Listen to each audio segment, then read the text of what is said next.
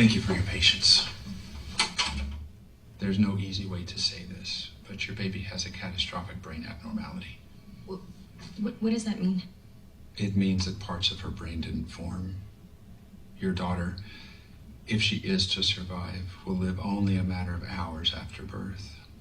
During that time, she will experience a multitude of seizures and ultimately aspirate on her own bodily fluids. She will...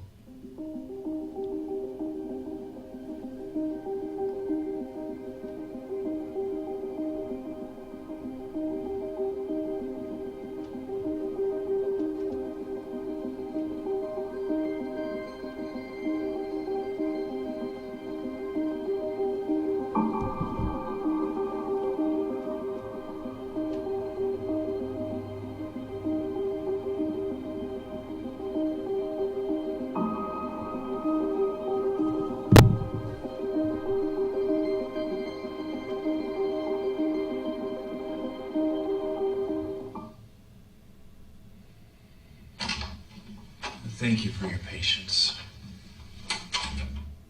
There's no easy way to say this, but your baby has a catastrophic brain abnormality. What does that mean? It means that parts of her brain didn't form. Your daughter, if she is to survive, will live only a matter of hours after birth. During that time, she will experience a multitude of seizures and ultimately aspirate on her own bodily fluids. She will suffer.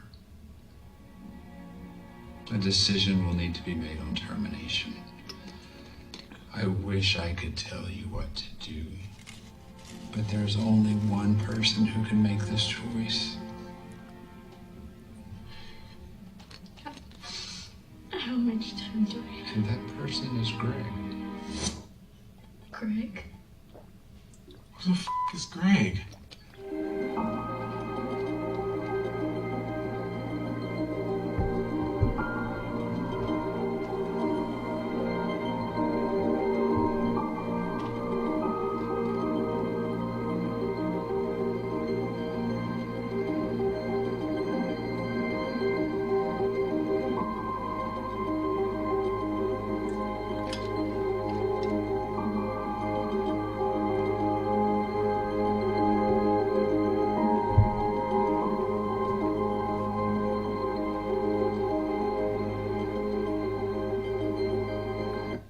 Pick up your copy of the Son of Man Speaks magazine today.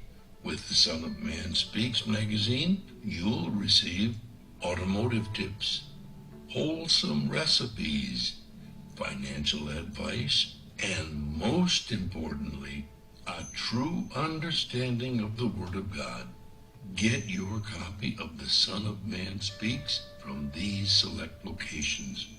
Sisters Brave 2, 18070 Mount Elliott, the Shell Gas Station, 13110 West 7 Mile Road. To get a subscription, call 601-786-9788. That's 601-786-9788.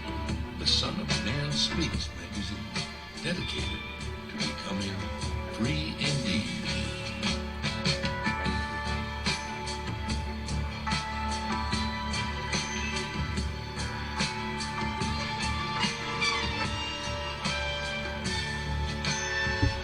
Attention, brothers and sisters, viewers and listeners, now available. Your Son of Man Speaks magazine digital subscription. Your digital subscription to the Son of Man Speaks magazine will also include our monthly e-newsletter, both delivered to your inbox. If you have any questions regarding the digital magazine subscription or digital newsletter, you may send an email to Shabazz Printing at thenewnationofislam.com. That's Shabazz Printing at thenewnationofislam.com. Or call 1-601-786-9788. That's 1-601-786-9788. You can also subscribe online. Visit www.thenewnationofislam.com and click on the magazine tab to register for your online subscription. We would like to invite you to help support the efforts of the Unity and Rebuilding Fund. Visit the website at www.unityandrebuildingfund.com. That's www.unityandrebuildingfund.com. We often hear how we need to work together to rebuild the city, and we're actually doing it. You can make online donations and click on links to track the progress of the Unity and Rebuilding Fund. And for more information, 313-868-0000 is a local number. Again, 313-868-0000. Support the Unity and Rebuilding Fund.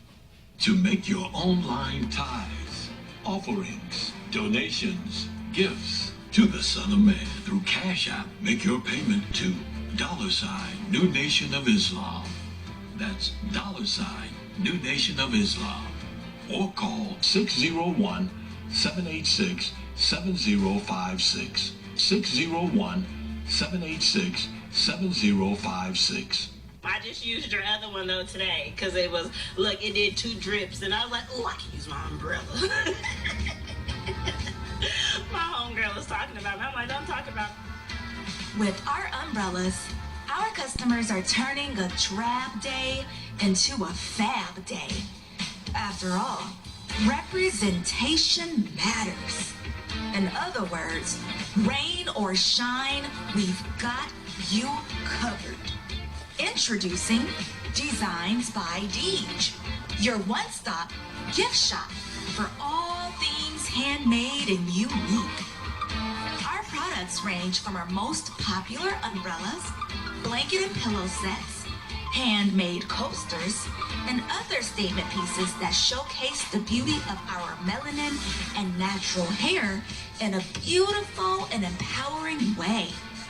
You can find our brand at the sister shop locations in New Jersey and Atlanta, Georgia, or you can visit our website, www.designsbydeej.com.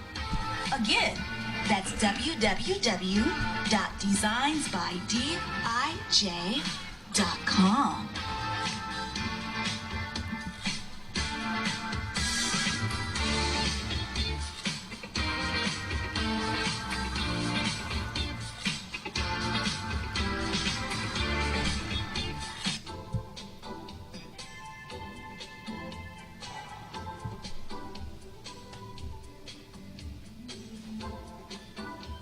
Are your clothes coming apart at the seams? Universal Seamstress and Tailoring has got you covered. At Universal Seamstress and Tailoring, we specialize in a wide variety of alterations and transformations to make and keep your clothes looking and fitting their best.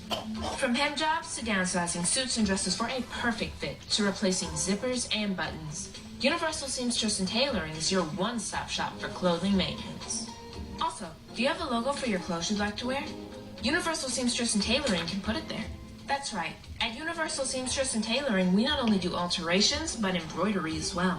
Shirts, pants, coats, hats, even bags. If you can wear it, we can embroider it. So remember, whether it be alterations or embroidering you need, Universal Seamstress and Tailoring has got you covered. Universal Seamstress and Tailoring is located at 1404 Main Street, Fayette, Mississippi. Come and see us or give us a call at 601-786-0540.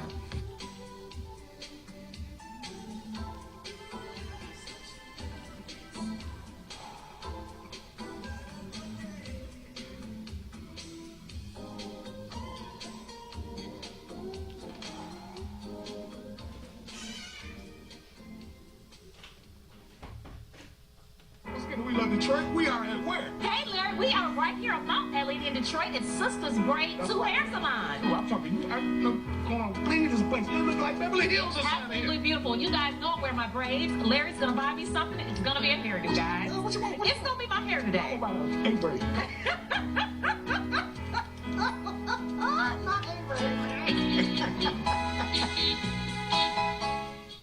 Welcome Welcome, welcome, welcome to this week's edition of We Love Detroit. I am on Detroit's east side at Sisters Braid 2, a beautiful hair salon. I am here with the CEO, Miss Crystal. How are you today, Miss Crystal? I'm good. Thank you. I am so excited to be here. Everybody know I love my hair and I love my braids. Typically, you guys know, but you have to tell us, how did Sisters Braid 2 get started?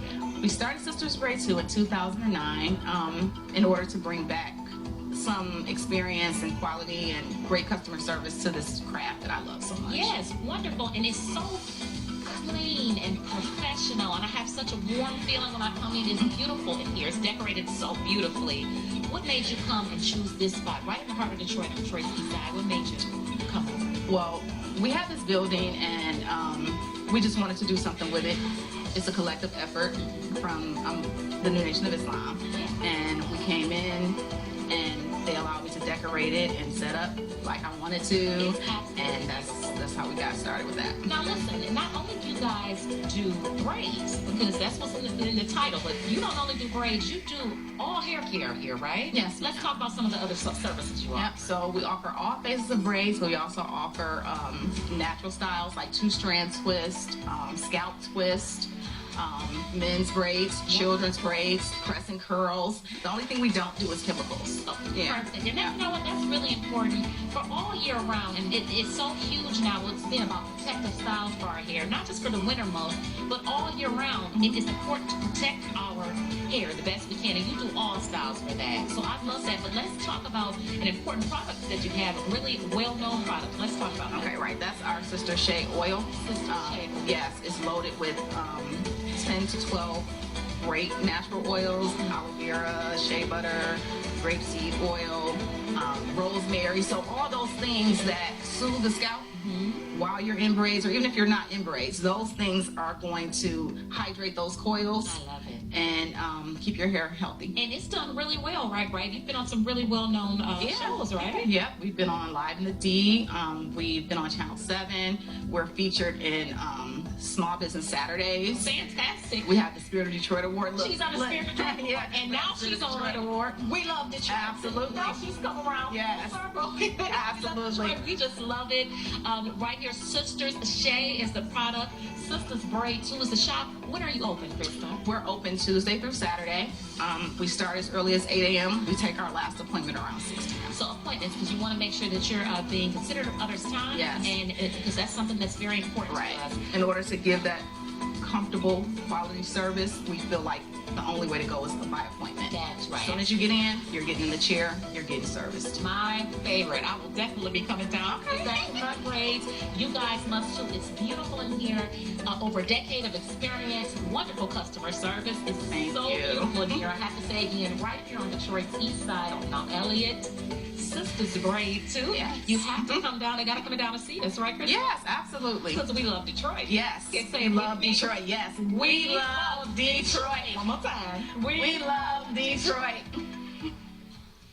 Hey, another show, JJ. Larry, wasn't that so nice? It was so fascinating. You know, it's amazing what people can do when they put their mind to it. Absolutely, especially in this beauty industry. You guys have to make sure you come on down to Sisters Braid 2. It's a jewel right in your own neighborhood. Larry didn't buy me a style today, but at least I got an appointment for next Well, I time. gave you a smile. All the time. See you next week. Murray, out of the pocket. 7 seconds. 6 seconds. Murray, here's the downfield. Oh, man, the power's out again. You have reached Quality Construction and Engineering, your #1 emergency generator source. Power outages can be unpredictable, inconvenient, and disruptive to your life. With a backup generator, your life goes on uninterrupted with power when you need it. Not to mention the peace of mind of having your property sealed to weather the storm. Whoever would have thought in Houston, Texas, that we would have an ice storm? It did happen, and that Sunday night when it came in, I got up and looked at the front door. Everything was pitch black. It was horrible. Something out of a novel or a science book that you had never seen before. Once the lights went out, my generator popped on. It ran 55 hours. I'm the only one had lights. Get your backup generator installed with Quality Construction. We install both residential and commercial generators, so you're always covered. Schedule your consultation with us by calling 1-855-876-9370. That's 1-855-876-9370. Or visit us online at www.powerqec.com. That's www.powerqec.com. Financing is available with low monthly payments and 0% interest for 18 months. That was the best investment that we could have ever made. That's my backup, the generator. Generators with Quality Construction, built tough enough to weather the storm. SOS Graphic Design provides agency quality professional graphic design services from established companies to startups and individuals, creating a simple logo to complete rebranding and delivering visual communication with print media. Everything SOS Graphic Design does has a single unifying objective: to set your business apart. We are at your service. Call 313-342-2166. That's 313-342-2166, or online at www.sosgraphicdesigns.com. Capital Area Planning Services offers a variety of services catered to your land development needs. We offer landscape design, residential design, land planning, mapping and consulting services, and more. We have over 20 years of design and land planning experience. CAPS LLC offers services to developers, builders, architects, surveyors, contractors, government agencies, and private landowners. Feel free to contact us to find out which services are available in your area. You may reach us at 601-326-2966. That's 601-326-2966. You can also visit us on the web at www.capsllconline.com. Let us put on our thinking caps to serve your land development needs. The views and opinions expressed on the following show are not necessarily the views and opinions of WHPS, its affiliates, management, or sponsors.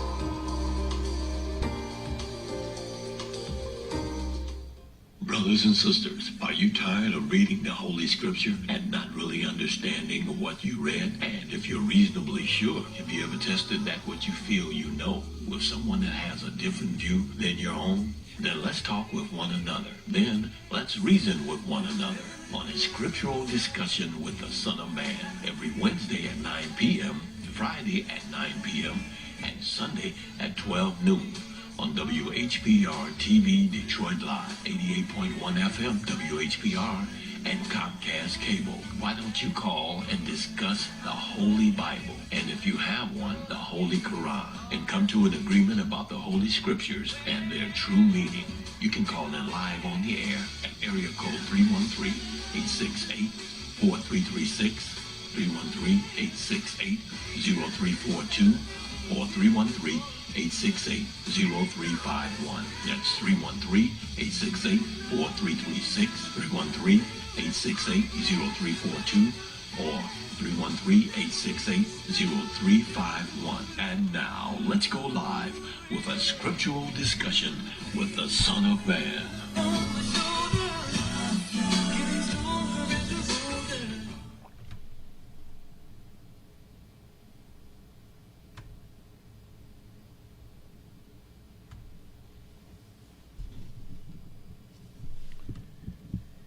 In the name of Allah, the Beneficent, the Most Merciful, the Truthful, and the Most Just, I greet you all once again who are hungry and thirsty for the true understanding of the Holy Scriptures and for truth in general. I greet you all with the greeting words of peace. May Allah's Salam alaikum. I want to begin as we always do. You know, sometimes people look at our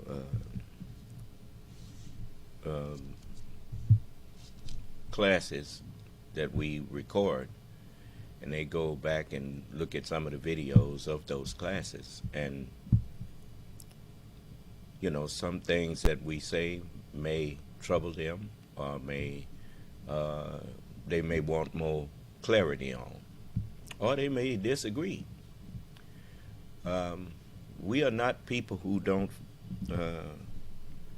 think that we should talk to people who disagree with us. To convert someone means to change their opinion or change their mind. How can you change a person's opinion if you're not willing to talk to them?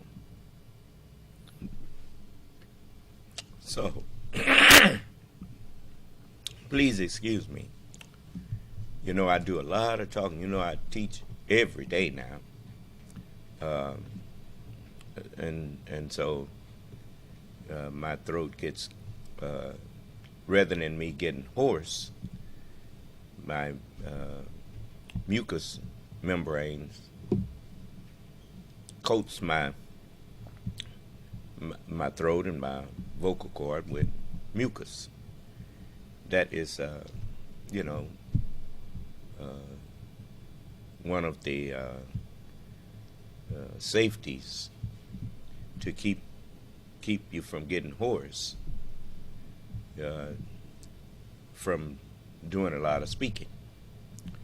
And so I do a lot of speaking, so I have to clear my throat a lot. Did we have someone that had something they wanted to ask me? Nobody typed anything. Okay. Well, I like to, over in the 22nd chapter of the Holy Quran, you know, it's certain things, it's certain things that we read in the scriptures, and we don't want them to be true. But once Allah decrees a matter, it's like, you know, you see people in this world, they have, I think some of the writers of scripts, the scripts writers, they have been on strike or something like that. I don't, you know, but they didn't like the fact that some of the AI, artificial intelligence, hacks and producers could take their things and kind of cut them out of the loop. Some of the actors didn't like it either, you know, and I don't blame them.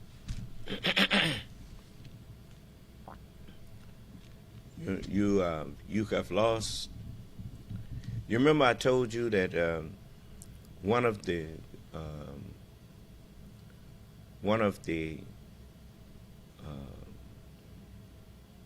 virtues, if I can use that word, or responsibilities of leadership is to recognize and to see, you know, that if I do this, what will the repercussions be? What will the future, what will this do in the future, to the future of this industry or this person are these people. Do you understand? And so, as I told you, just because you can do a thing, it is not always the only thing you should look at. You should look at the fact of, if I do this thing, what will the result bring? Because sometimes, just because you know how to produce a thing does not mean that you need to just do it. And so this is where the people have gained so many, their talents have outstripped their wisdom. It's like I told you, I'm glad that you know, for instance, the little talent for singing that seemed to have been part of my family tree. My mother could sing, my brothers, and I had a few brothers and sisters that got offered a contract, at least a couple of my brothers and sisters. And my mother turned it down because after she talked it over with the minister, she told us that that was a worldly thing and she wasn't going to send us out there. At least she told them that she wasn't going to send them out there, because I was much younger than them, and they was, well, I wasn't much younger, but 3 years is a big difference when you're growing up. Do you understand? And so they was graduating from junior high, and I was still in elementary school. So they didn't get the contract because my mother wouldn't sign it, and my dad wouldn't go along with it. He let my mother determine that. And so I was glad of that. After I grew up, we didn't like it while we was youngsters, but I went back and had a conversation with her about it, which I told y'all about. And at least some of you all heard that conversation, because some of my brother in particular, who took some LSD when it first came out. They called it LSD. And lysergic, I forgot that but it was, then they called it purple haze and all of that kind of stuff. But he took some, and his mind never got back right again. And you know, even though he became functional, he was never the same. And so I you know, I was talking with my mother, and you know, after I accepted Islam, you know, and after listening to the teachings of the Honorable Elijah Muhammad, I thought about, what if I had, what if my mother had let my brother and sister go into the music, and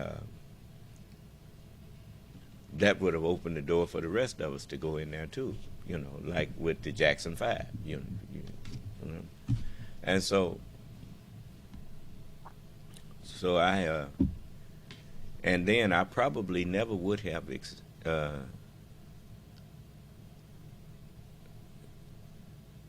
met with Brother Donald, and I probably never would have went to a Muhammad's temple. Do you understand? And so I thought about how my life had been pretty much sheltered, you know, the history of vacation Bible school and things that my mother used to force me to go to that I didn't like. You know, I went because, you know, I didn't have no choice. And so as I talked with her one day, and I told her, I said, "Ma, I know you probably have second thoughts about the choices you made with us because of what happened to Sonny, and you know, and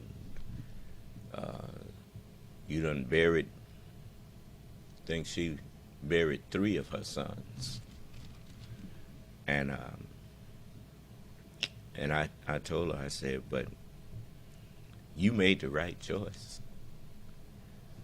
I said, because you know, a lot of things that you taught us growing up. Yeah, I went and started doing things, drinking, smoking, and doing that kind of stuff, but I didn't get that from you. I didn't get that from Daddy. I got that from the world out there that you was trying to protect me from. And, you know, I learned that out in the streets. I didn't learn that at home. And so you did what you were supposed to do. As the book says, you train a child up in the way that he is to go, and when he becomes old, he will not depart from it. And so even though I left the church, the church didn't leave me. So I, you know, just like a lot of people, you say, y'all don't believe in Jesus. They didn't know nothing about Muslims. Muslims believe in all of the prophets. Like Jesus said, "O fools and slow of heart to believe all that the prophets have spoken." Tell you what, look at how I treat you. Look at how I talk to you.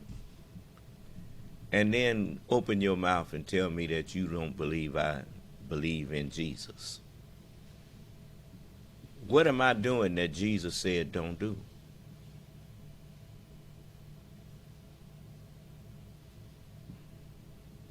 You the one don't believe in Jesus.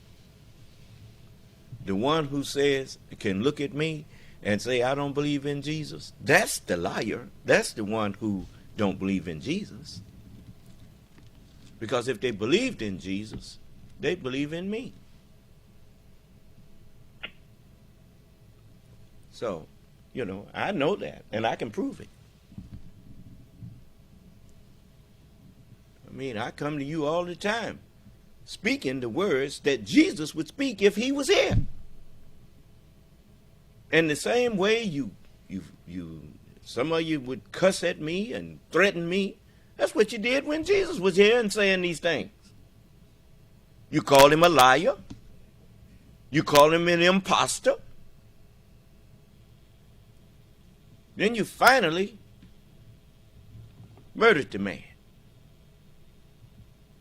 Even though he didn't die on no cross, they still murdered him.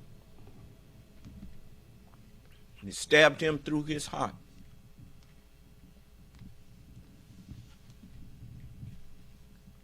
So anyway, as I was talking to my mother and thinking over my history and how I grew up pretty much poor, but not poor in the sense of walking around hungry all day and raggedy. My daddy took care of us. You know, I don't ever remember not having anything to eat or to wear or a roof over my head. And but I remember not having money. Not my dad, he made enough to take care of the family and pay the bills.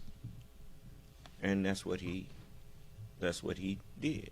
And I remember once we had to go pick fruit when Chrysler was on a strike or something.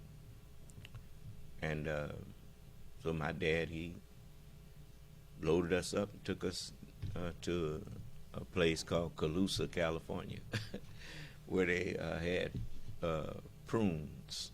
You could go there and pick plums for prunes that they would make prunes out of. And we went there, and we picked fruit. And we was children. They didn't tell us why we was, you know, I think my older brother and sisters, they knew. But I didn't know. I thought we was on vacation or something. We were going down there for vacation. And, you know, your parents don't tell you when stuff is hard. They don't trouble you with that. And it's just like lots of things you learn about. That's why God said if you want to be over his house, a man that desires the office of bishop, let him first rule his own house well. And have his own children under subjection, you know, with all gravity. And because running the house of God is like a family.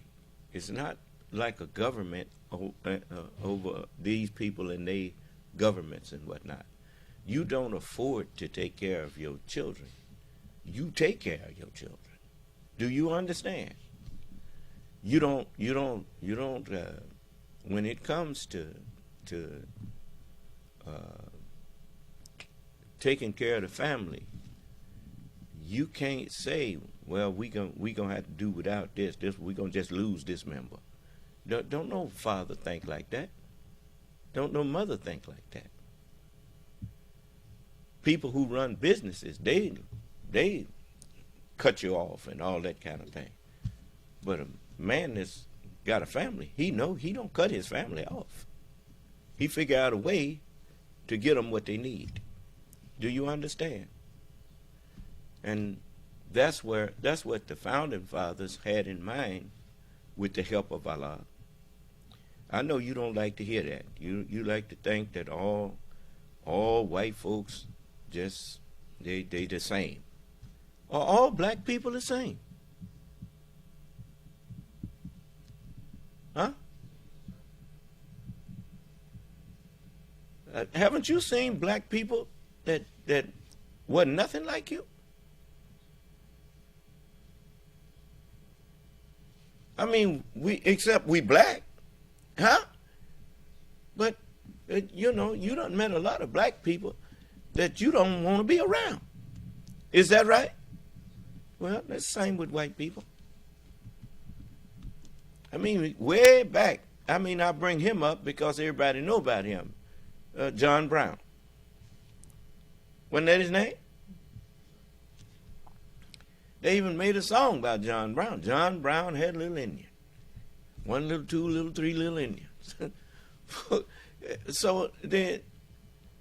But John Brown, back when it was popular to have slaves and that kind of thing, he ran around with others, white people, attacking white people to set slaves free. So now, if that's a false history, tell me what's false about it. They sure been quoting it from time to time. It's in the history books that they finally killed him and his men that they could catch.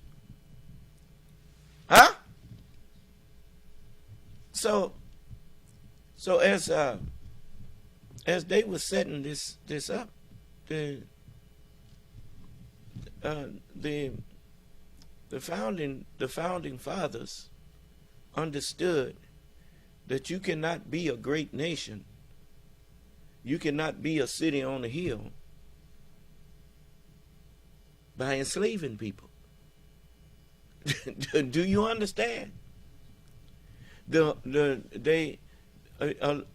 Most people don't know that Masonry, that is a secret that was practiced in secret because it wasn't time for the truth about what really is going on this earth to be told. So they learned it in secret. And Mason is a term which means Muslim son. As many as received him, he gave them power to become the sons of God. Muslim sons. Do you understand? And so that's all. You know, I never took Masonry, but it don't take. I'm a quick study. When I heard them just drop a few little hints about it, it told me everything I needed to know to be able to say that with authority. Do you understand? So, as we look at this, the way this was set up, it was set up with in accord with what you see in the Word of God. You notice they even called their law enforcement people the sheriff. Were you aware that the term sheriff is actually sharif? That's what the Holy Quran is called, the Holy Quran Sharif. Do you understand? You got a constitution that the First Amendment is that there shall be separation of church and state. That is, the Congress shall make no laws respecting the establishment of religion, nor prohibiting the free exercise thereof, and the freedom of speech. Do you understand? Why? Because in Islam there are no big I's and little U's. So you don't ask another human being, who are you to talk to me like that? Well, they're another human being. They got here the same way you did. They was that 1 in 500,000 that made it. Huh? That's what get him the right to talk to you like they talk to you. Do you understand? You ain't the only one that found the prize and got the prize. Everybody that's walking around on this planet got the prize. And went from 72 hours to 70-something years of life. So, look, if anybody has anything that they want to question me on what I say, you're welcome to do it. I'm not here to talk at you. I love to talk to people, you know. And if you have disagreement with me, as long as we do it respectfully, I can handle disagreement. I disagree with you, but I do it respectfully. And that's the way I expect you to do. And respectfully is when you have a disagreement, you say, I don't agree with that because this. That's respectful. You don't say, I disagree, and they say, why not? Why? I just disagree. Well, no, you don't disagree because you don't have any facts to present a disagreement with. You disbelieve. And you are mistaking disbelief for disagreement. I didn't hear you. You see? But it's time for you to learn the truth. But anyway, so I grew up with under my parents, with poor. And that was good. Because you remember I told you, just because you can do a thing, it don't mean that you should. Huh? That's part of freedom. Freedom allows you to do what you will to do. But you must know your limitations. You must know that when you do a thing, even though you had the freedom to do it, maybe you should have had foresight to restrain yourself because of the result that you got. I didn't hear you. Well, you know, they had the right idea when they restrained themselves from producing alcohol in this country. But the majority of the people decided they wanted alcohol. Huh? And so it was downhill from there.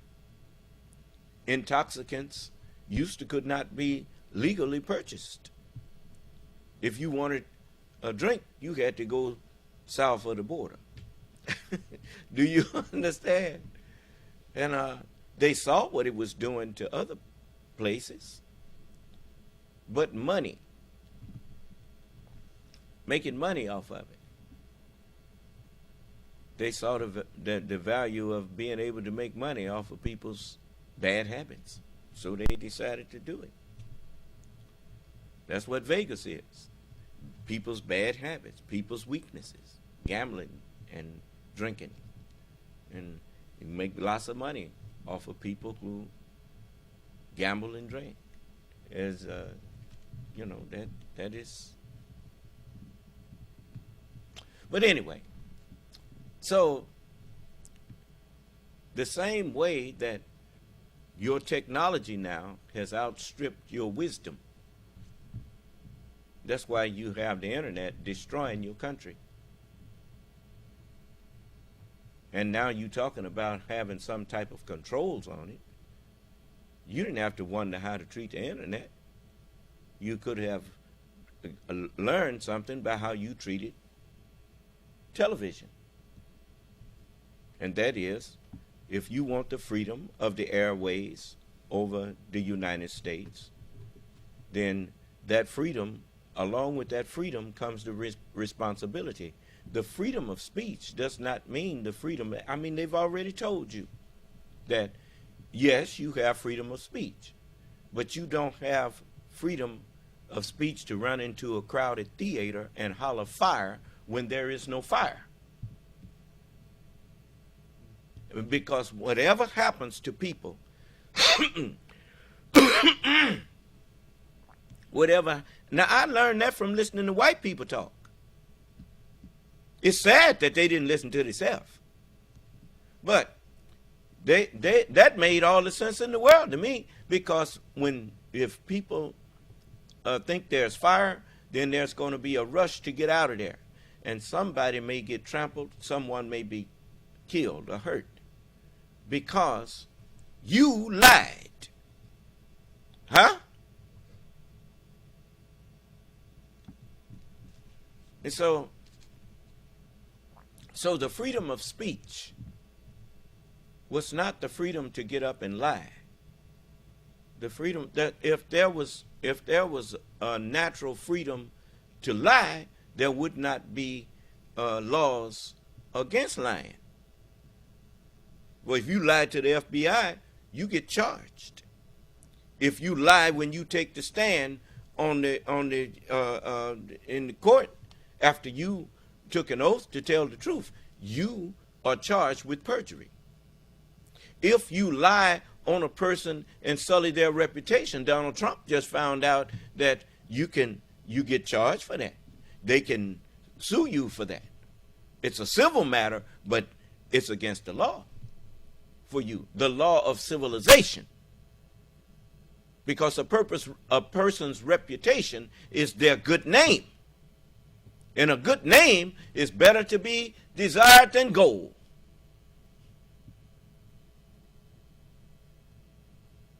So when newspapers and news stations used to report news, it was true. And they had evidence that if someone accused them of lying, they could show them. No. Here's the evidence right here. We verified this story. Huh? If an unrighteous person brings you news, do what? Look carefully into it. And that's what the news media used to do. So, when did the standard change? It changed when you got these talents of how to set up a worldwide web of communication. And then you did not follow your blueprint for television and whatnot, which is, yes, you have the freedom of the airways in this country, but you do not have the freedom to get up and knowingly or even unknowingly give misinformation to people. If you give information, if you want that freedom, then you must also accept the responsibility to do your due diligence to make sure that the information that you are giving is not erroneous. When you start holding people accountable for the information that they give out, just like that InfoWars person, the very name of his show told you he was a liar. For truth does not war against itself. There's no such thing as using the truth against the truth. No. The truth is one.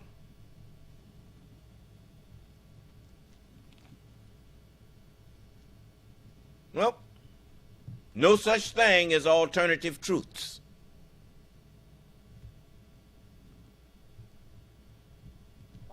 There are alternatives to the truth, but there are no alternative truths. 2 plus 2 is 4. 2 plus 2 is the same as saying 10 minus 6. I didn't hear you. They may sound like they contradicting each other, but they're not. You just getting to 4 by a different route. I didn't hear you. 12 divided by 3. Same thing. It may sound like to the ignorant that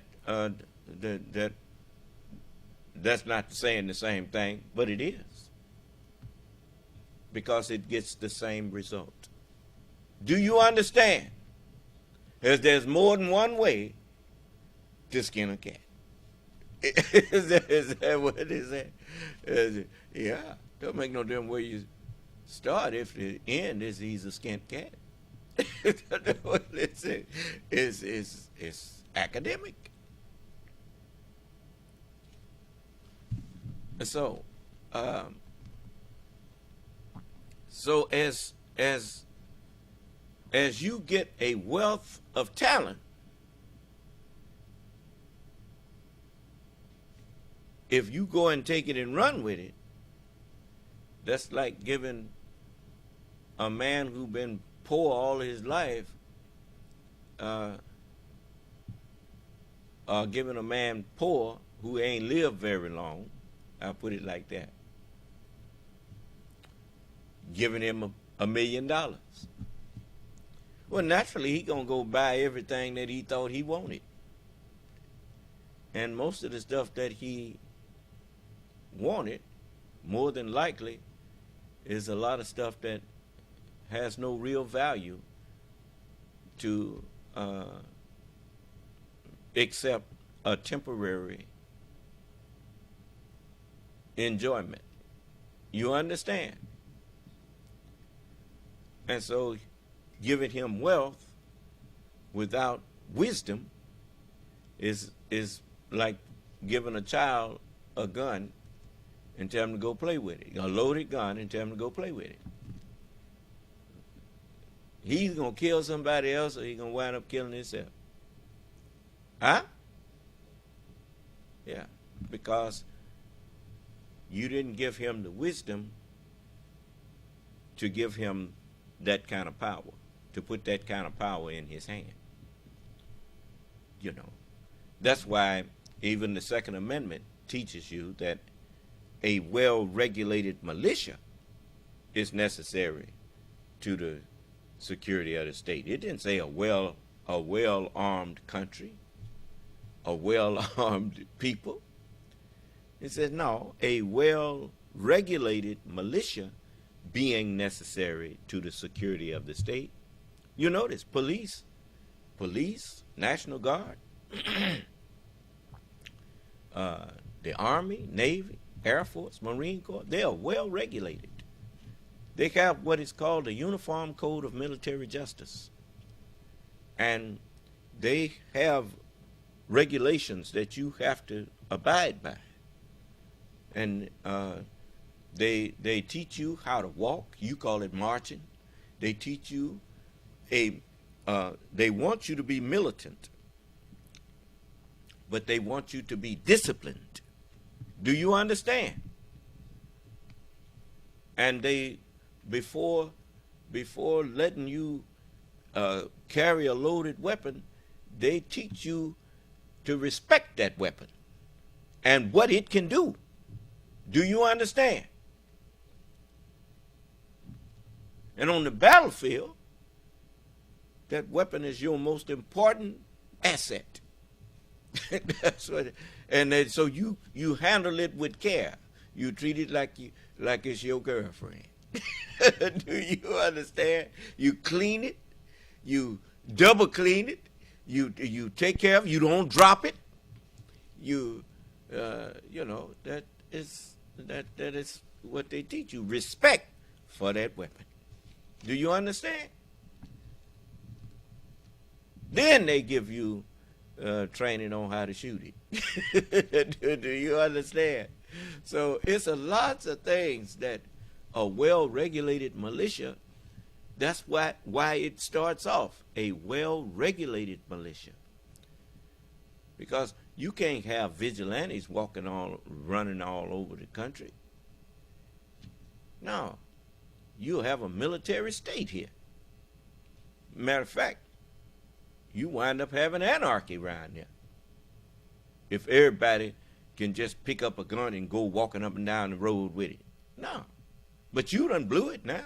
It's you know, you done open Pandora's box because you was too foolish to control the airways and not let people get out and misrepresent the most important document that you had, which is your Constitution.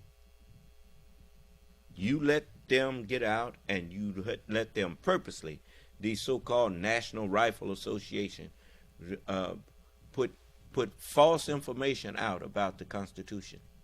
The Second Amendment never meant for everybody in the country to be walking around armed. It never meant that. And you should have stood up and said something. But you didn't. Why? You let your government go up for sale. You know when your government went up for sale? When you let people like, what was his name? Scalia? What was his name? Antonin Scalia? Get up there and they asked him about letting people donate as much as they want to campaigns. He said, well, that's freedom of speech. And in other words, money talks. And once you took the cap off of what people could donate to campaigns, your government went up for sale. That's why you got real filthy rich people. You notice they call them filthy rich. Why filthy rich?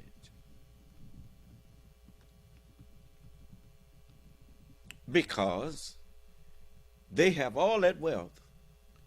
And what kind of religion do you have in a world where people sleeping under boxes and cardboard boxes and whatnot? And you filthy, you rich.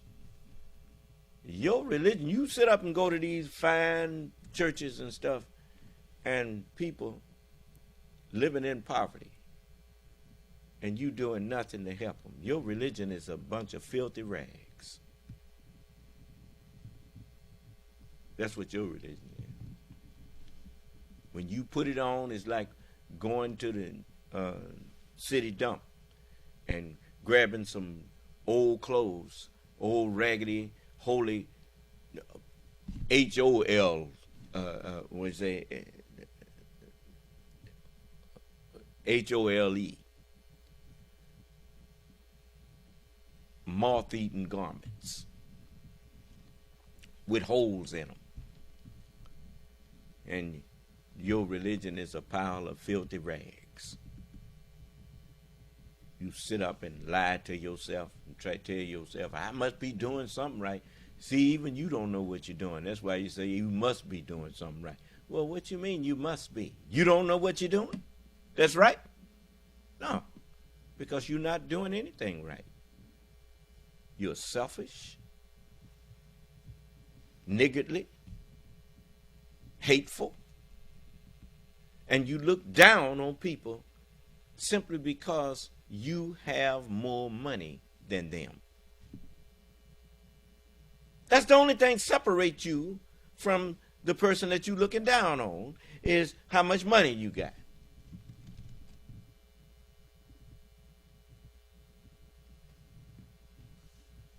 That's all. So this is the kind of world we live in. And that's why it's got to go. We waited on you for 6,000 years to see what you was going to come up with. And your civilization is not getting better and better. It's getting worse and worse. Your leaders are not getting better and better. They're getting worse and worse. And that's written. It says, wicked men shall wax worse and worse. That's right.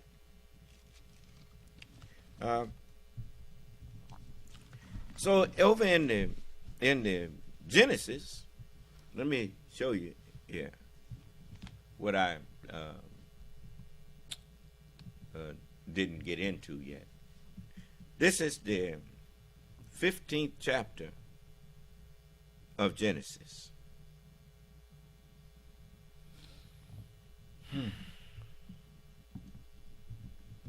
Now, after let's start at the first verse. It says, after these things, the word or spirit of the Lord came unto Abram in a vision. Now, let's see here. Now, let's see the harmony of the scriptures here. Turn to Numbers, the 12th chapter.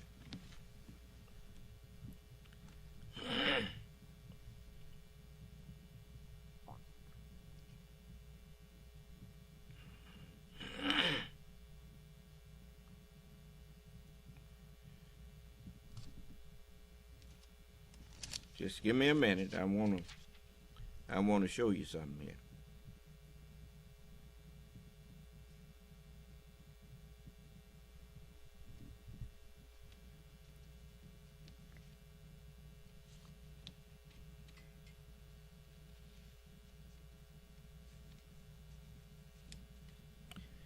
This is the 5th verse of the 12th chapter of Numbers. It says, and the Lord came down in the pillar of the cloud and stood in the door.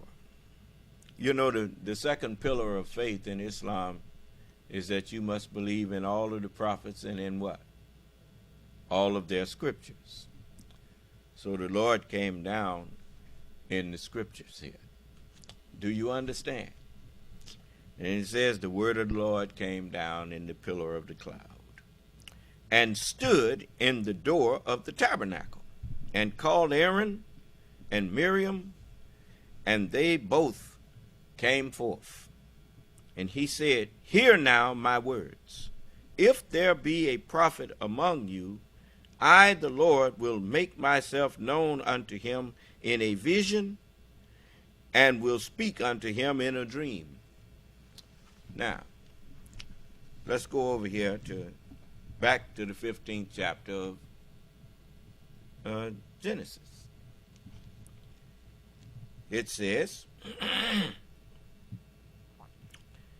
after these things, the word of the Lord came unto Abram in a vision. All right. That's one of the reasons why they called the prophets seers. Remember, I told you that I had a vision at the beginning of my mission. And I saw all y'all, black and white people, and everybody in between walking around like zombies. And I asked, what's wrong with them? And the sister that was walking with me, she said, these are your brothers and sisters who rejected Islam. And then I went from being angry with them to feeling sorry for them. And she said, what? You going back with them? And I said, if that's where I belong. And that's when I accepted this mission. I didn't realize that was me accepting to try to come back and save you. So that's what I've been doing. So it says, and Abram, it says, fear not, Abram, I am thy shield, and thy exceeding great reward. There is no greater reward that any man can be given than to know the truth about whatever he seeks to know.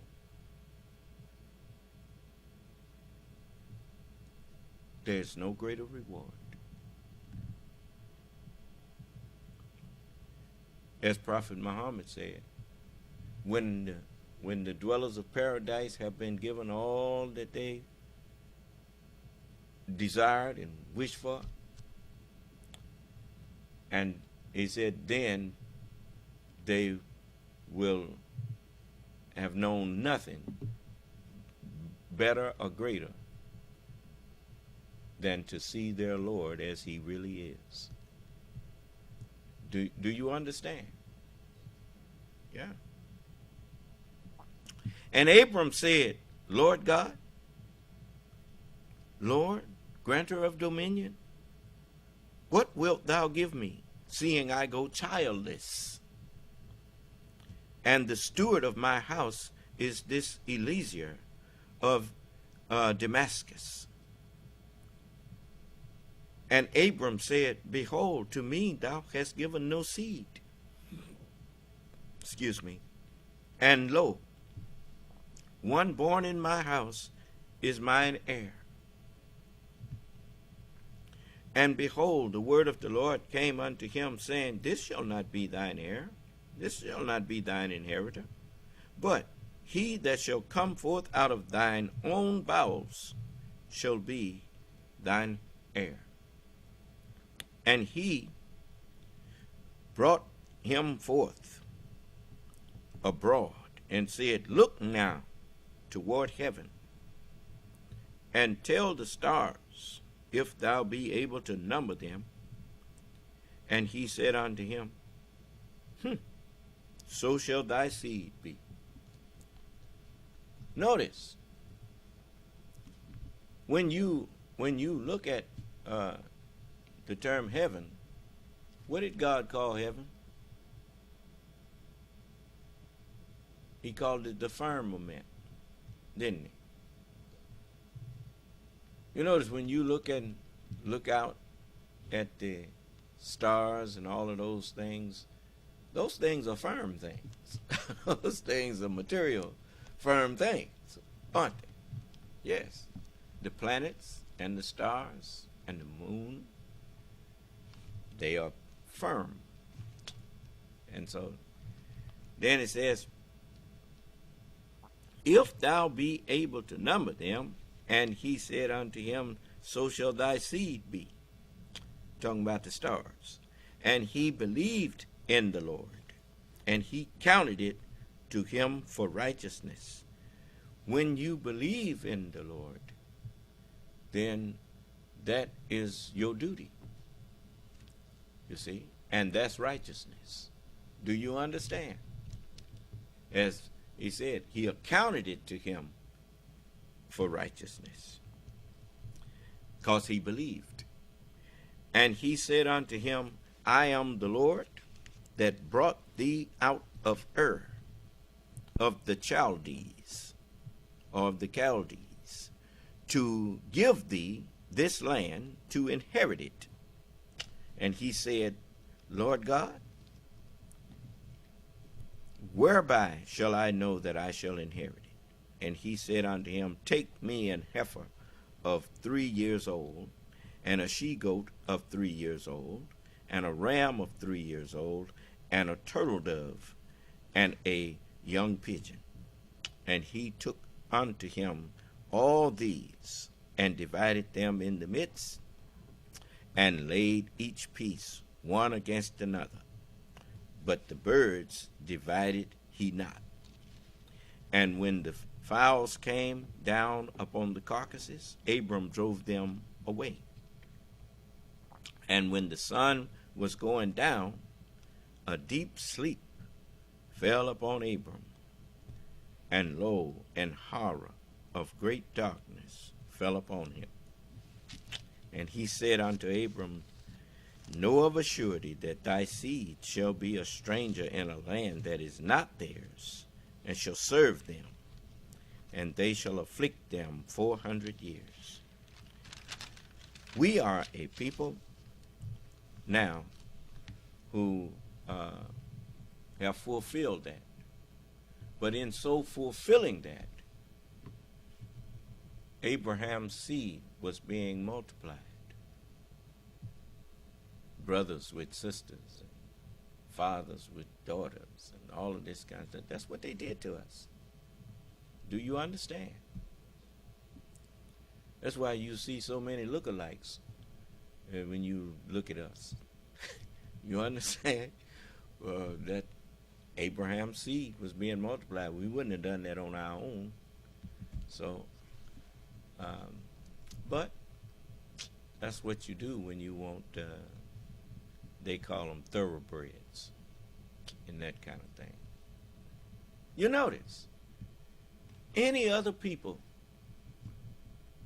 that you look at, when you mistreat them, they want to get you. They want revenge. But we are like sheep. Black people in this country ain't never thought about going to war against these people. We went to war for them, but we never went to war against them. Never even thought about doing that. Huh? That's because Allah wanted Abraham's seed, because Abraham believed in God. No matter what they've done to us, we've always believed in God. Ain't that something? So now, as it's written, I will raise one up like unto thee, Moses. So as Moses lifted up the serpent in the wilderness and brought him out of the caves, well, even so must the Son of Man be lifted up and brought out of slavery, out from among slaves, that whosoever believeth in him should not perish. Huh? Well, I am the Son of Man. You see, I done shut the white man's mouth. He can't say nothing. And when he come in here to say something, he always make a fool of himself. There is no fighting against the truth. The truth is the irresistible force. And the man of the truth, which is another way of saying the man of God, is the immovable object. Do you understand? Now you know the answer to the question. What happens when the irresistible force meets up with the immovable object? No, they do not cancel each other out. They become one. I and my Father are one. Do you understand? And now I know why my daddy used to always sing that song. He'd sit down sometime and he said, I shall not be moved. I shall not be moved, just like a tree that's planted by the waters. I shall not be moved. And he didn't even go to church. But he liked that song. so anyway, no, my daddy, he didn't buy into that turn the other cheek stuff. Nope. If he turned the other cheek, it was because he was going to do something to you, you bother him. Do you understand? He wasn't no coward. And I'm thankful for that. So this, we didn't like slavery, but it had to happen. God wrote it. You see, these people who write scripts in Hollywood, I know you was wondering why I brought that up, but the people who write scripts in Hollywood, everything you see on the television was written. Let me say that again. You saw The Matrix. You saw Independence Day. You know, I look at a lot of sci-fi. Picard. Star Trek. With William Shatner and Leonard Nimoy and all that. Everything you see that you call movies. It's like many people, if you ask the average child why a movie is called a movie, they ain't taught them why. They don't know that they didn't always have moving pictures. They used to have slideshows. And the pictures didn't move. But when they learned how to do the camera that takes the same image over and over, you know, and they used to turn it, and they learned how to make it appear to be moving until they got cameras that actually could produce the moving pictures. And instead of calling them moving pictures, they call them movies. Do you understand? Instead of slides. So that is, you know, they didn't have to teach me that. I told you, I'm a quick study. It don't take long to figure out why somebody calls something a thing if you pay attention. And so Allah made me of a quick understanding. It made me if, as the messenger said, he said, when things attract your attention, it's for learning. It's not for sport and play. That's what he told me. And so, and it's true. If something attracts my attention, it's always something I can learn from it. You know? And so I learn. And because in order to make judgments about people, places, and things, you have to get knowledge of those people and places and things. Or how can you make a judgment about something that you have no knowledge of? And since I'm the judge, that's why I open this forum to talk to people. I want to know what people are saying out there. That's why I let the brother read what they have to say, because I'm their judge. You see, you remember I had to get on you about don't judge them, just read what they had to say, because you may think it's evil and I may not think it's evil what they saying. So just let me be the judge of it. You just tell me what they're saying. You see, because I'm here to try to save everybody, even though I know everybody not going to be saved. But I have to warn them. I have to offer it. What if I didn't offer? Then they could say, you never gave us a chance. Huh? And I did give them a chance. It's just like they used to come to me and they would say, that was our fathers. You blaming us for what our fathers did. And then I told them, I said, well, aren't you benefiting from the wrong that your fathers did to us? So you inherited this. You know what happens when you inherit a house or you inherit anything from anybody. If there's still bills or a note on that house, you inherit that note too. Do you understand? And I said, well, I'll give you that it wasn't you, okay? But now look who's doing it. They can't say their father's a judge. What that man named down there, Abbott? What's his? Greg Abbott. That ain't his father's. That's him.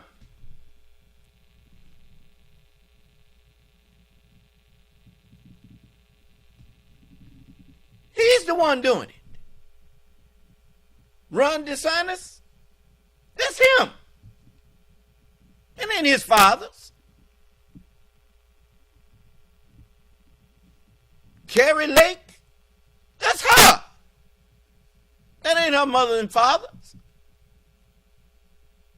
All you wrongdoing people out there, you can't say it was your daddy's and stuff. You're the one doing it now. And so you're going to be held accountable because your fathers and mothers enslaved and murdered my people. And you build up and make laws to oppress and mistreat my people. So you got to pay. And you going to pay. Yeah. And any of you that's got something you want to say to me, come on in. Say whatever you want to say to me, but you gonna pay. You gonna answer for every lie you speak. And you mark my words. Now, so look what it says in the 12th verse of the 15th chapter of Genesis. When the sun was going down, a deep sleep fell upon Abram, and lo, a horror, a nightmare of great darkness fell upon him. And he said unto Abram, know of a surety. Now, it already told you Abraham was asleep, right? Abram was asleep. What come to you while you sleep? I will speak unto him in a vision or in a dream. Is that right? Okay. And he said unto Abram, know of a surety that thy seed shall be a stranger in a land that is not theirs, and shall serve them, and they shall afflict them 400 years. How did Allah say that you're supposed to treat strangers? For many of you have did what? The messenger said it. He said, with your glorious self, a fallen angel from heaven, and over here serving the devil. Huh? Yeah. So it says, and also that nation whom they shall serve will I judge. For the Father judgeth no man. Why? Because the Constitution don't judge nobody. The Constitution judgeth no man, but giveth all judgment unto the judges. Huh? The Holy Scriptures don't judge you, but the Holy Scriptures renders the judgment to the Son of Man, and that all men should honor the Son of Man even as they honor the Holy Scriptures. And he that honoreth not the Son of Man honoreth not the Holy Scriptures that have sent him into action. I didn't hear you. I asked you to point out whatever action that you've seen me take that the Holy Scriptures don't uphold me in.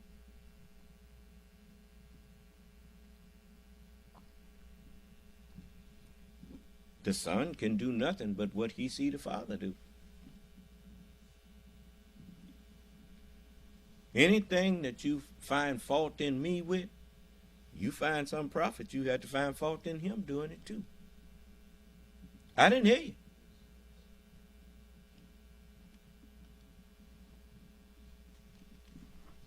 So, as it says, and also that nation whom they shall serve will I judge, and afterward shall they come out not stupid, but they shall come out wise. They shall come out with great substance.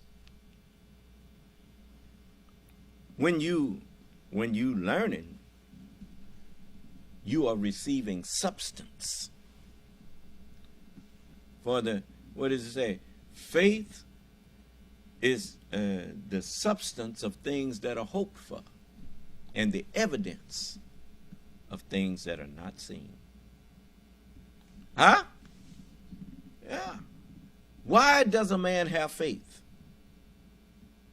He has faith because he has understanding of what is and what he has faith in. Huh? Yeah. Faith comes by understanding. And understanding comes by the Word of God, by the truth. Do you understand? And so we didn't. You think Abraham was happy to know that his seed was going to be servants and slaves to the devil? No, he wasn't happy. But when Allah said that's going to happen, he didn't question it. He simply offered a prayer. Him and Ishmael, after he shared that knowledge with Ishmael, in around the second chapter of the Holy Quran, starting at the 27th verse, it says, and when Abraham and Ishmael raised the foundations of the house, notice, they didn't raise the house, they raised the foundation of the house. What is the foundation of the house of God? It is the pillars, the belief in only one God, the belief in all of his prophets and the scriptures that they brought, the belief in the keeping up of prayer, the belief in the giving in charity, and the belief in fasting. They raised the foundations of the house. And then it says, they said, our Lord, accept from us, accept prayer from us. Surely thou art the hearing one, the knowing one, our Lord, and make us both Muslims submissive to thee,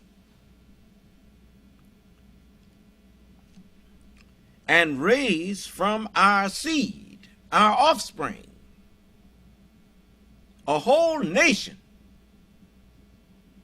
submissive to thee. Think over that. So when the words Nation of Islam was heard among the slave master knew the jig was up. Huh? He even said, when he put a definition of Muslim, he said, a member of the Nation of Islam. Black Muslim. Huh? Okay, let's go further. And show us our ways of devotion. We don't, that's why you had to have a rightly guided one. If we were to, if we were meant to follow the Arabs or the Pakistanians or all of the what they call Orthodox Muslim world, then those weren't our ways of devotion, it was their ways of devotion. But a rightly guided one had to come. That's what the Honorable Elijah Muhammad told you. He said, all the world of Islam has to learn what has happened here in America. He said, Islam of Muhammad of 1400 years ago served that time. We need a new Islam to serve this day. He said, my mission is to acquaint all black people on earth into the knowledge of a new God and Islam. Do you understand? A new grantor of dominion and a new Islam. Behold, I make all things new. Why? Because I am a new man. That's how you know I'm a new man. From twain, making one new man, and so making peace. That's what's written. And if I ain't making peace, why is it so quiet in here now?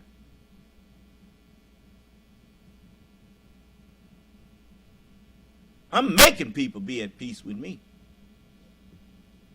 Because of what? They can't find nothing to fault me for. Accuse me of what?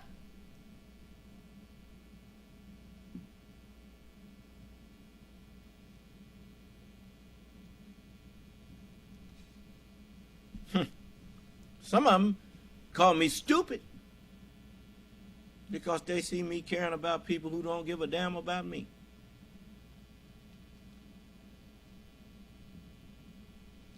But I'm not the stupid one. The people who ain't got sense enough to appreciate my love, they the stupid one.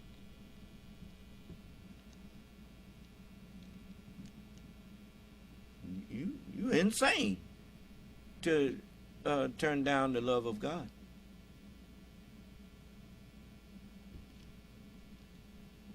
So, of course, those who come to God must first believe that He is God. Abraham believed that the Lord was God. Do you understand? Okay.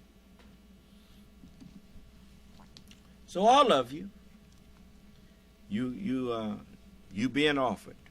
Now, we didn't like slavery now. But not liking it wasn't going to prevent it from happening. Huh? So, what do you think life is? We learn, then we implement what we learn. Huh? And then we fulfill that learning. And then we evolve. We expand. And we learn. We implement. We fulfill. And we expand. Just like our universe. L, we learn. I, we implement. F, we fulfill.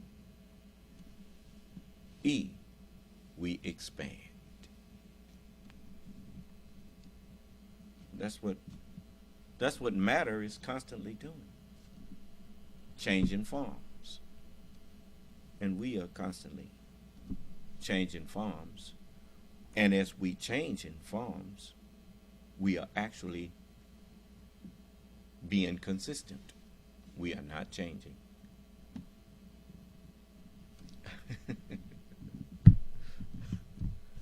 So change don't mean what people think it means. You have to know what we are saying.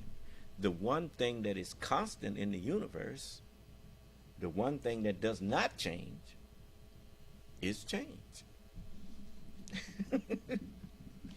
So the more things change, what? The more they stay the same. As we humble ourselves as children, that's what life is for us. We learn, we implement, and during implementation we fulfill what we implement. We finish it, and then we expand. Do you understand? We call it life. So, it's much that we can share with you. The messenger told you about my coming. He told you that it don't make no difference what you believe in. He said you could believe in Buddha. He said, but Allah is not going to let you get away with going bowing to some other God. He said he's going to force you to bow to him. I'm forcing you to bow to me now. You see, you may not like what I'm teaching, but liking it is irrelevant. So if you live on our planet, you're going to be assimilated.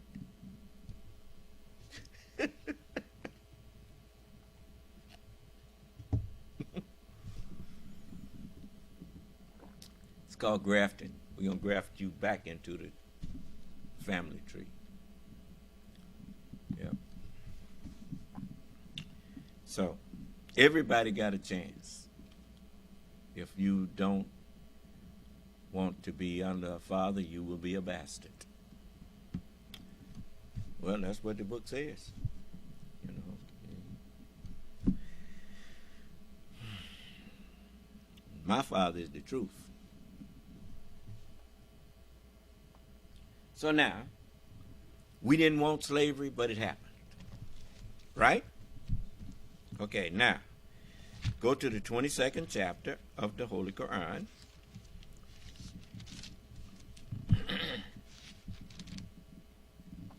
And in chapter 22, it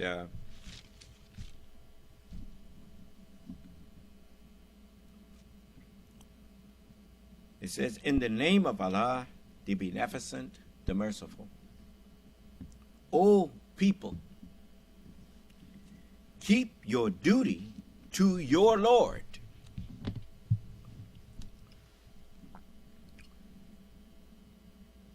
Surely The shock of the hour is a grievous thing. Now, I'll show you. You remember I told you that one of the reasons that Allah allowed Barack Obama to become president is to lessen the shock of you finding out that the Son of Man is the black man too. Do you understand? For you had never seen a black man in the most powerful office known to this world, which was President of the United States. But you saw it, and you saw it for 8 years. And no matter how they came at him, he made it look easy. I didn't hate. So, you no longer could look at the black man the way you used to look at him, as some inferior person. Whenever Donald Trump tried to come up against Barack Obama, Donald Trump came away looking stupid. I didn't hate. Even in the jokes that you think that this is some kind of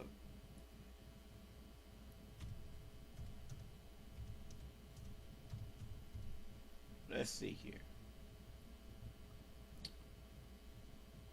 I like to show you stuff. See, now this angers people. Which let's see here. I know I recorded it, but it's probably still up there. So let's see.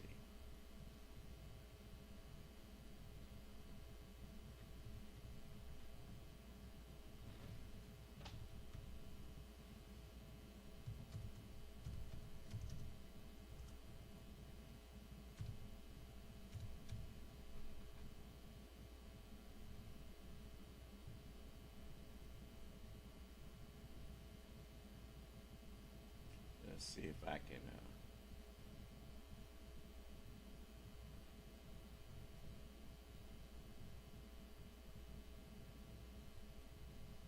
let's see if I can locate it here. Give me a minute.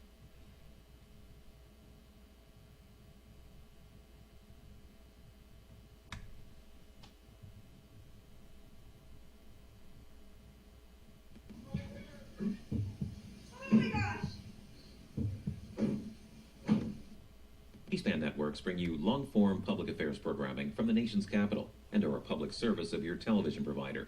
C-SPAN, created by cable. Mr. President, the podium is yours.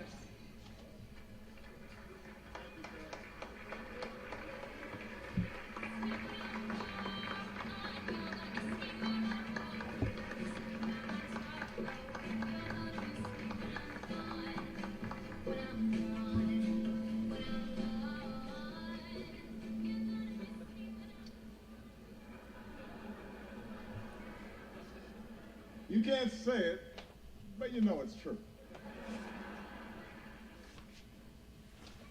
Good evening, everybody. It is an honor to be here at my last, and perhaps the last, White House Correspondents' Day.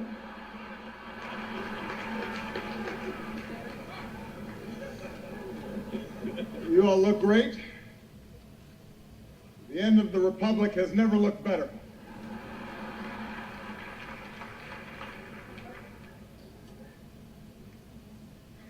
I do apologize. I know I was a little late tonight. I was running on CPT.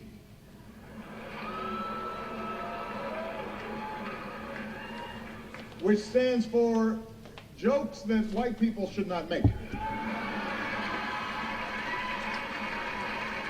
Y'all know that means colored people time, right? Okay.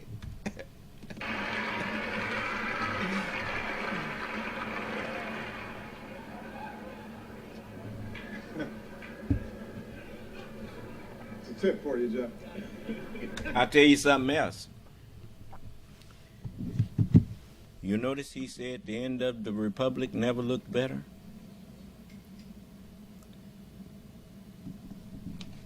He couldn't tell you all of the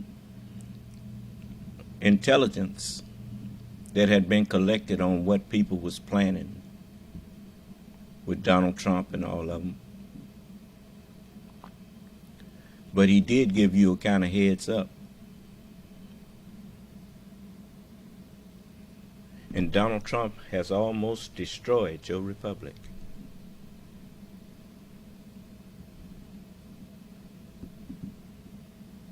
And you think, you know, the worst thing that, you know, I've seen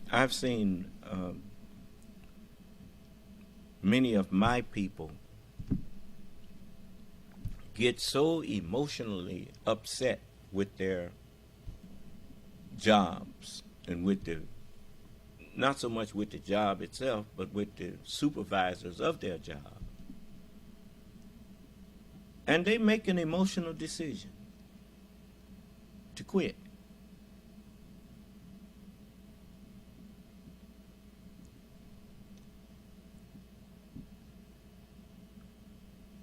Without having another job to go to.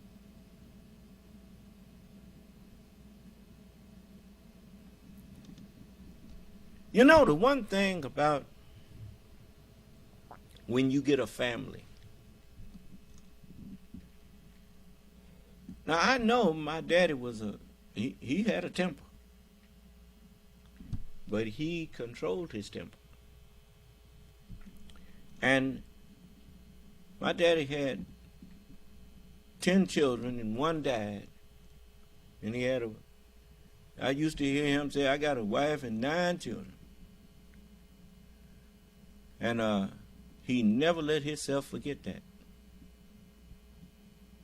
So the whole time that he worked at Chrysler, and he even retired from there,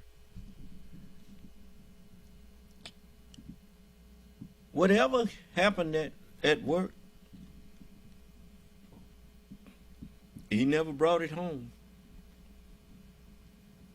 And he always got up that next morning and got back to work. And I'm pretty sure that he had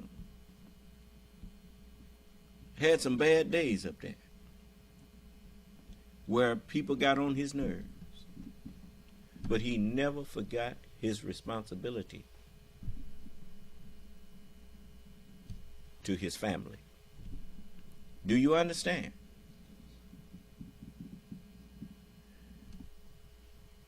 That's one thing about that love for your family will do for you.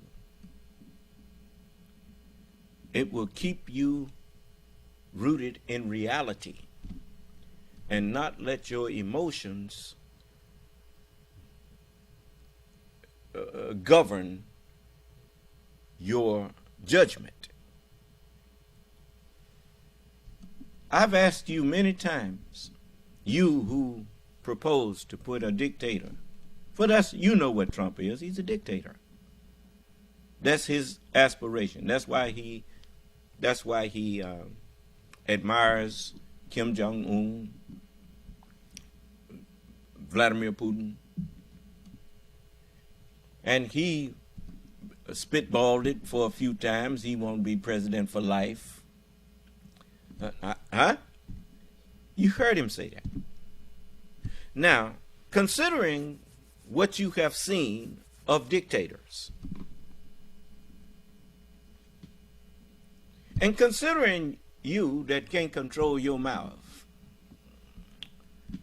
no, make no mistake. There's very few people in the United States that can control their mouth.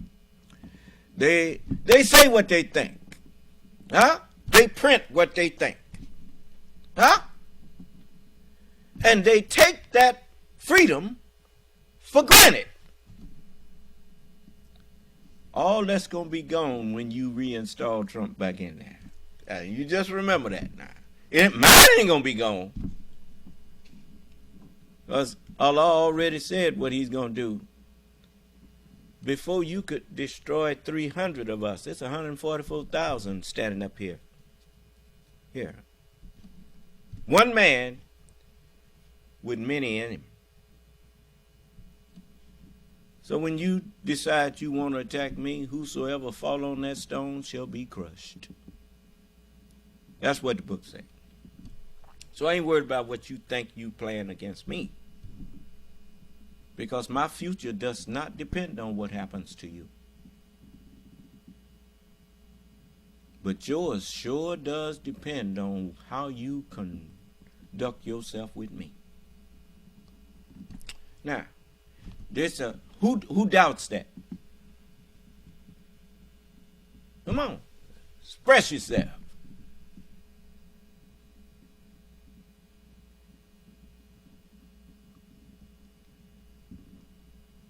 Even in his jest, President Obama was trying to give you a heads up. He even said this may be perhaps the last correspondence dinner. The whole time Trump was in there, how many correspondence dinners did he have?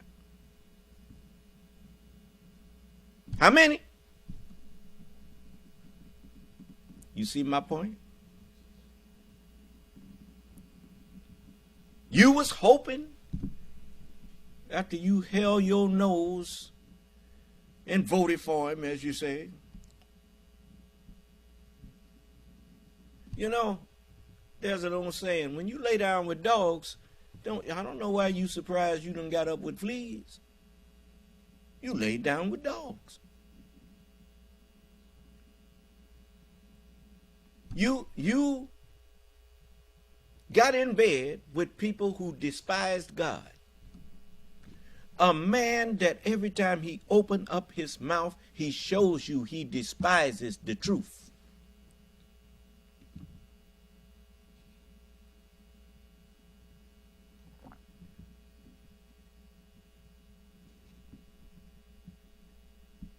The man said, I made a perfect call. That's what he said. A perfectly illegal call. That's what he did. Got on the phone. You heard him. Said, I need you to find me 11,780 votes. Just find that. Give me a break, man. The people will thank you. What people? The racist, bigoted, selfish, godless people that support him. Do you understand? People who think that they can threaten your life and somehow frighten you into submission. What the hell with them? My life ain't in your hands. My life is in the hands of Allah. And everybody that's on this planet should recognize that ain't nobody's threat against you in this day and time. Your life ain't in their hands. You sung a song, he got the whole world in his hand. He got the whole wide world in his hands. He got the whole world in his hands. He got the whole world in his hands.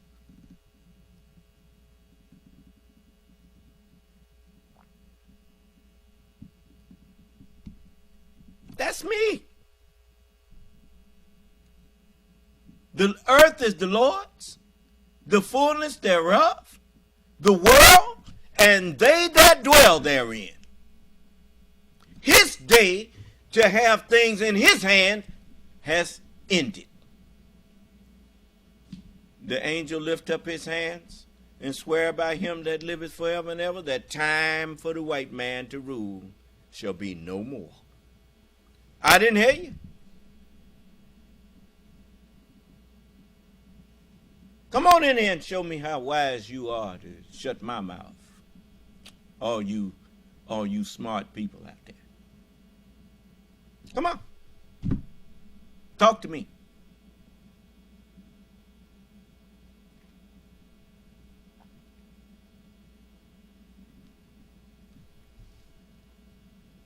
told you, I ain't a baby no more. In 1975, I was a child. I was a baby. And as W.D. Muhammad said,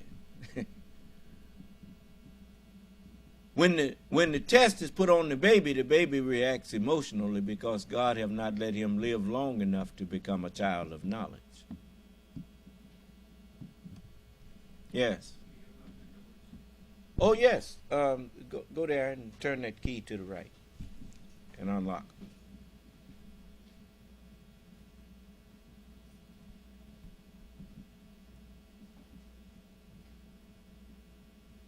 Okay, just lay it there. So President Obama, he knew that Putin was trying to put Trump in office. He knew it.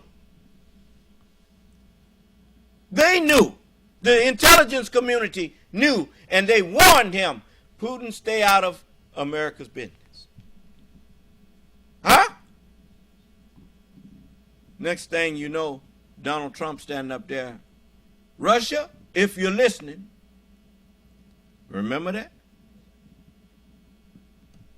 They thought what? They thought that the most sophisticated intelligence gatherers on earth didn't know what they was up to?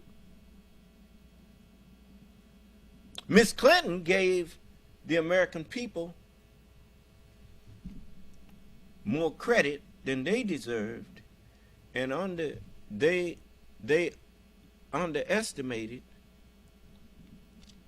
what was really going on the internet. Do you understand?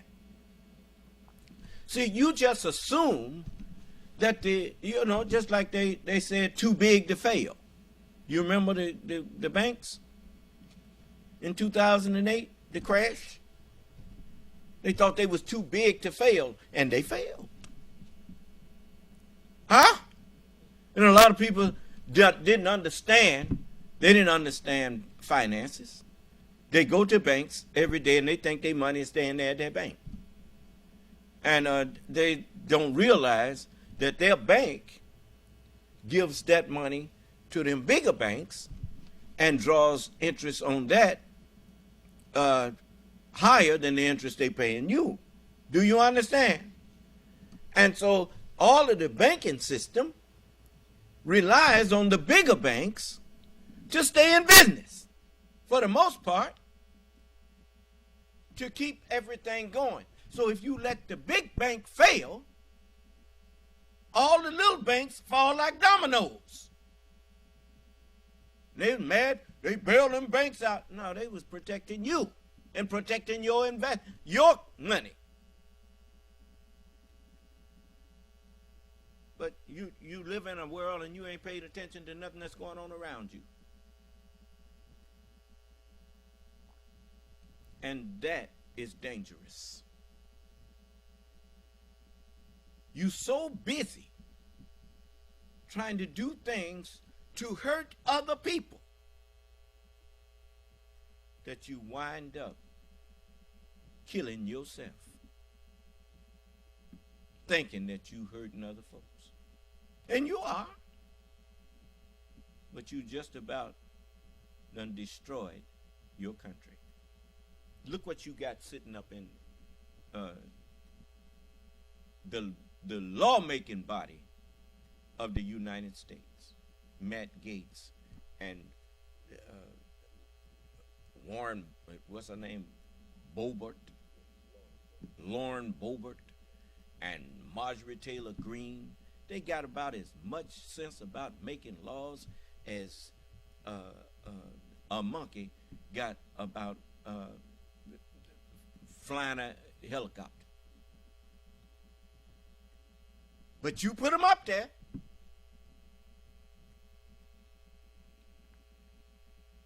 These are the people that you want representing the United States.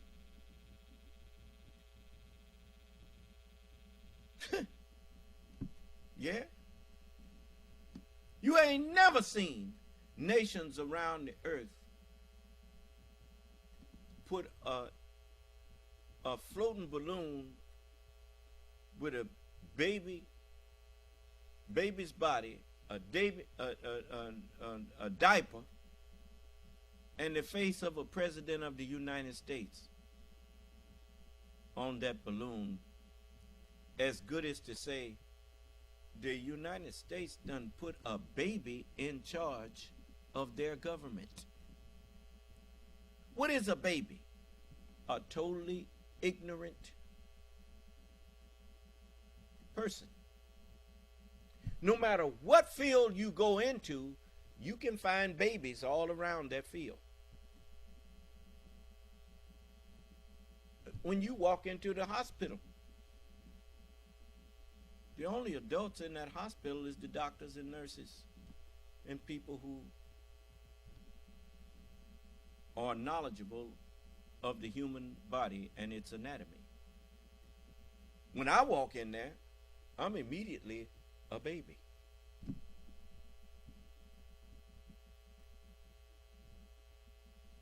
Now do you get it? You hear people talking about, I ain't no politician. Well, then you ain't got no business in politics.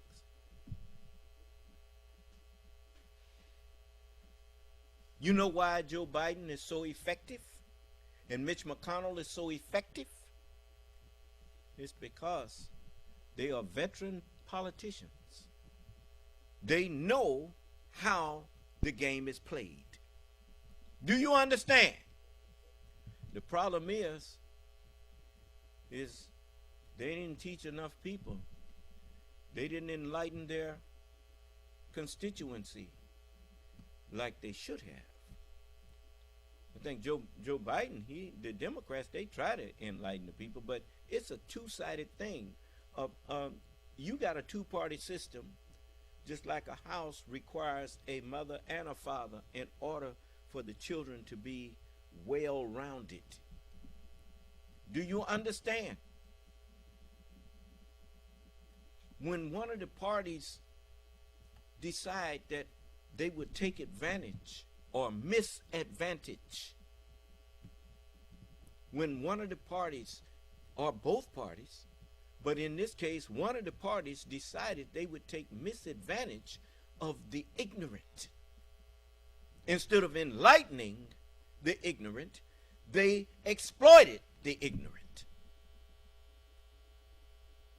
And that's how you got a house divided against itself. I know where that ends because I grew up with that.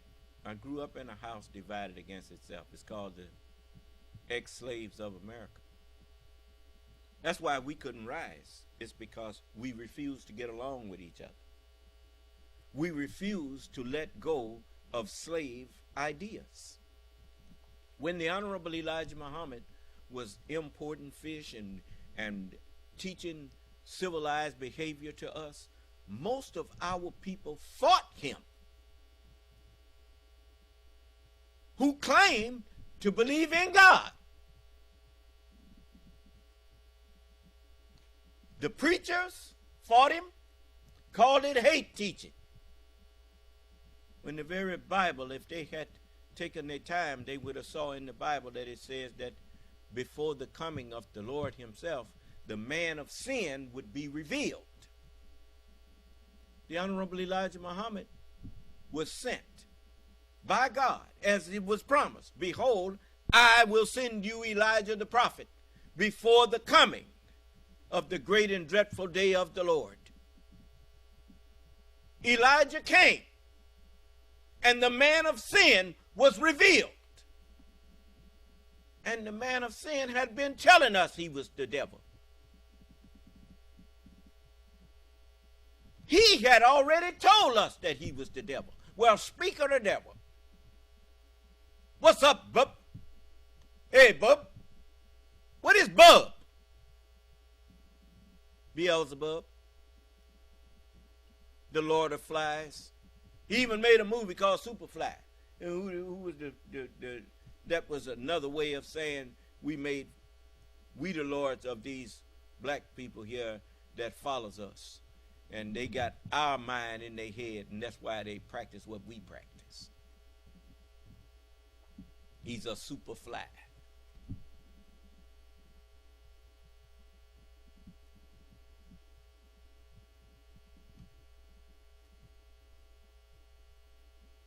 He even called it lie, a white lie.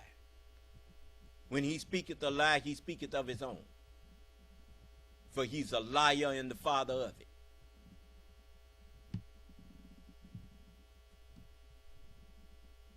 But you fought him because that's what the white man taught you to do. Fight against anybody that looked like you.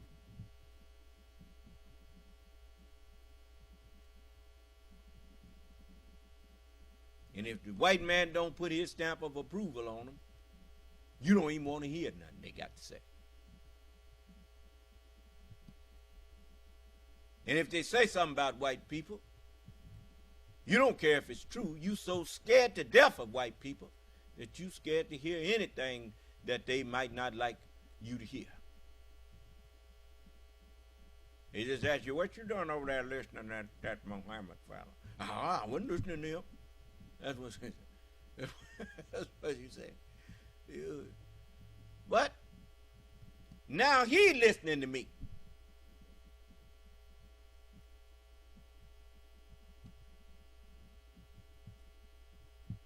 So I'll tell you something. I'm here for your salvation. If you don't accept me, you have no salvation. The only thing standing between you and oblivion right now is me. Now, you suit yourself. If I hadn't told you, you would have an excuse. But I did tell you. I told everybody. I had some that was with me and walked away. Okay. Whosoever shall endure to the end, the same shall be saved. I've been doing this. You ain't been doing it as long as me. See, whatever your excuse might be, I've taken it away because I've endured. I didn't hear you.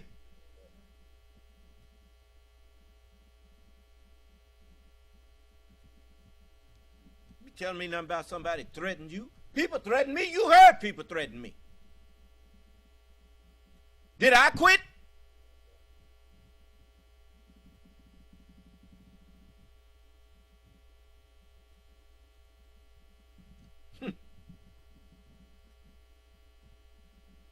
Allah said, fear me. He said, me and me alone should you fear.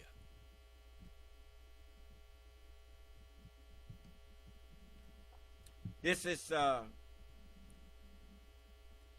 didn't get off that first verse yet, did I? Chapter 22. It says, O people, keep your duty to your Lord. Who's your Lord? He's the Lord of men.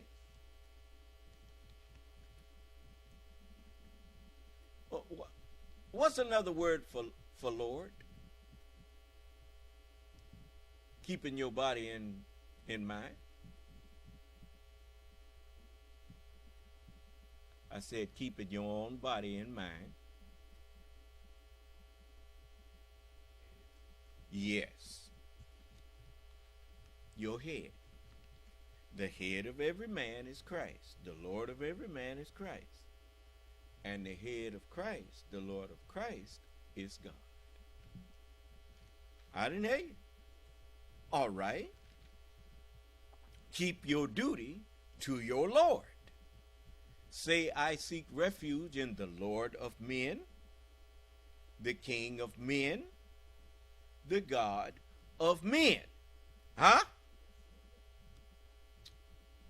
God is the God of the living, not of the dead. Huh? All right. Well, let's who are the men? So set thy face for religion, being upright.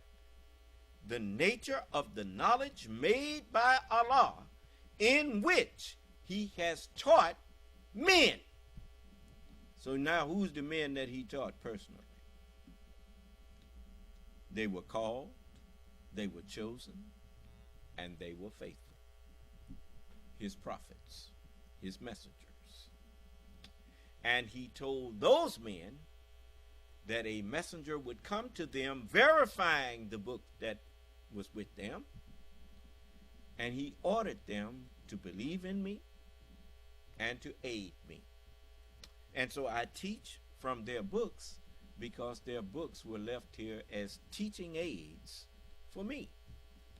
And they were, as the book says, they are the will and testament of those men. The testament does not go into effect until after the death of the testators. And so after the death of the testators, everyone who mourns them, that's when mourning happens, is after death. Blessed are they that mourn, for they shall be comforted. By who? By the Comforter.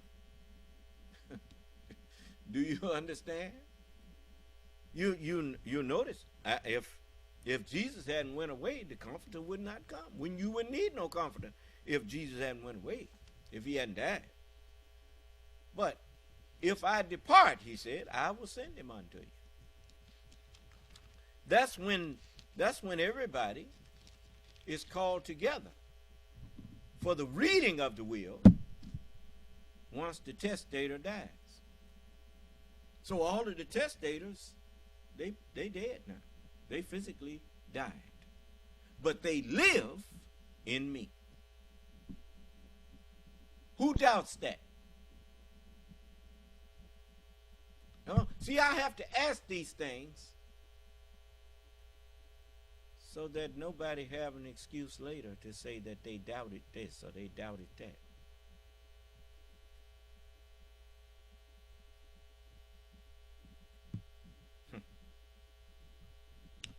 O people, keep your duty to your Lord.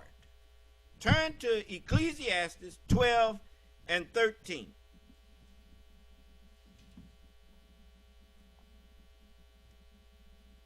The 12th chapter and the 13th verse. It says, let us hear the conclusion of the whole matter. Fear God and keep his commandments. For this is the whole duty of man. O people, fear God and keep his commandments. Surely the shock of the hour. Now let's go back to President Obama. I mean, look at him now. A black man elected by white people, and I mean decent white people. I mean respectful white people. There are white Muslims in America. What is a Muslim? A decent, respectable person. And respectful person. He said there are white Muslims in America and lots of them. You think he could have became president? Well, you put him back up there. You think he could have became president if white people hadn't allowed it?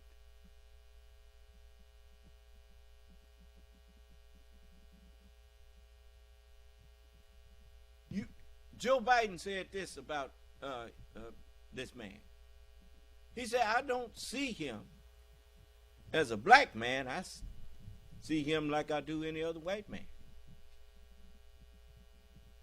Now, I took it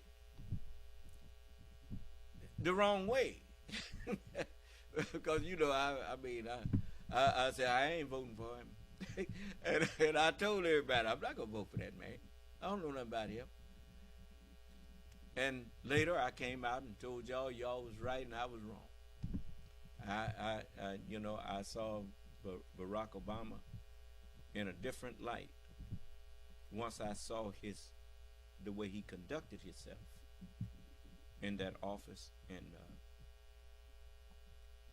and I thought about it, and I had to go back and study the Honorable Elijah Muhammad's message again when he was saying that the white man could count your vote or not count it. He said, as long as there's the stars and stripes is flying over America, it will always be a white one in the White House.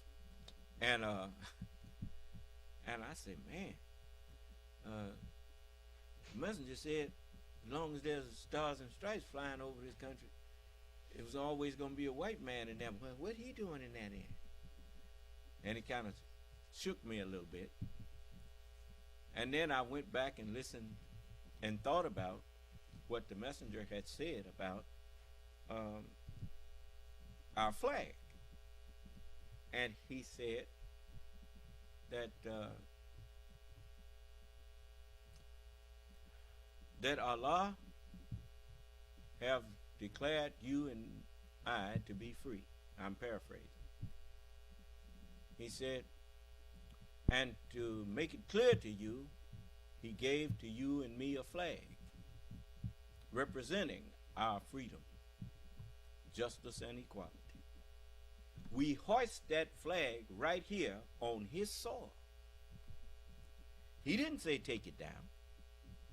Nope.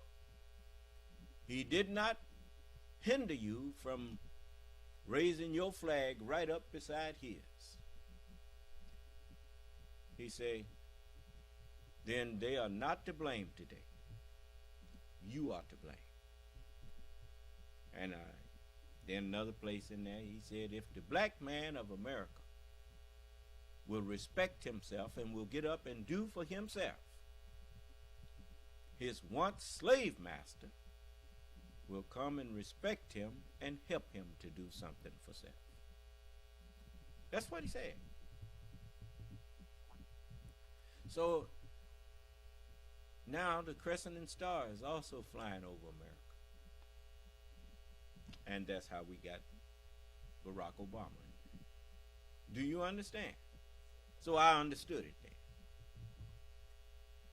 I don't ever, when I read the Word of God or hear the messenger of God say something that seems to contradict something that I believed, I don't say he lied. I say to myself, I must have misunderstood something here. Let me go back and check. Because the minute you start saying that a messenger of God has lied, you have just called God a lie. That's dangerous. Judge not, that you be not judged. Condemn not, that you be not condemned. Because the minute you condemn the one who come to save your life, you just condemned yourself. Because to save you requires that you believe in your Savior. I didn't hear you. When Malcolm disbelieved in the one who was there to save his life, he condemned himself. He let his ego trip him up. Do you understand? Always remember this. We sent no messenger, but that he should be obeyed. If you got a problem with him, you not his judge.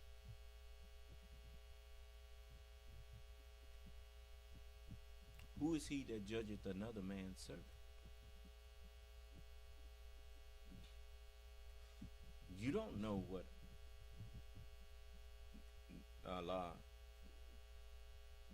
tells his messenger to do. And the messenger don't have to explain everything he does to you. Do you understand? Yeah, I mean, do you know of any CEO? Did your parents explain everything that they did to you? Did they allow you to question their judgment and what they did? You get out of here. Ain't nobody talking to you. You get yourself in there, and that ain't none of your business what I'm doing. That's how they talk to you. It's just like people that think they're supposed to know everything that's going on in the government. You're not supposed to know everything that's going on in the government, because everybody's business ain't nobody's business. How in the world they gonna protect you if they broadcasting everything they doing to protect you? Dummy. Oh, crazy Edward Snowden. Little 30-year-old know-it-all.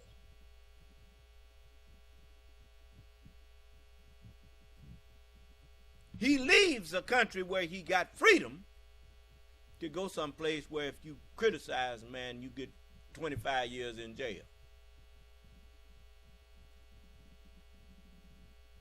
But he hates America.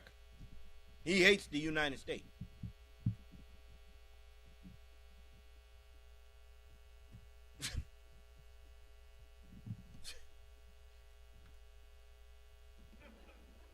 Anyway, here we are. My 8th and final appearance of this unique event. And I am excited. If this material works well, I'm going to use it at Goldman Sachs next year.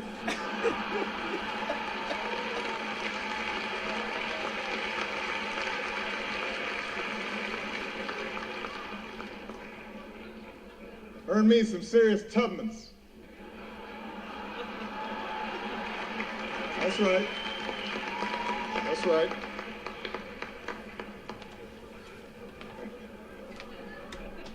Where did he get the term Tubmans? What did Grover Norquist say when the man asked him? You say you wanted to be reduced to the size that it could drown in the bathtub? He said, no. I want to shrink it down to the size that it could fit in a bathtub, and then they can wonder what we are doing. Huh? See, he touched on these things, and a lot of people was laughing and didn't know what they was laughing about. He was letting you know, I've been listening to Grover Norquist and listening to what they want to do to this government. Buying up your politicians. What they call them, super PACs. Is that what they call them? Super PACs? To do what? Just buy up airtime and lie to you on the air about who to vote for and everything, and you just swallow it like a hog eating slop. You don't care if what you believe is wrong. Matter of fact, you don't even want to talk to people who disagree with you. That's how you can spot a liar. They only want to talk to people who agree with them. If you disagree with them, then they won't discuss it with you. They threaten you. Huh? Or ridicule you.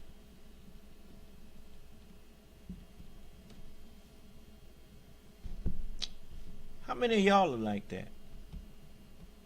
You know for yourself whether that shoe fits you. When people are telling you the truth, they don't care how many questions you ask them,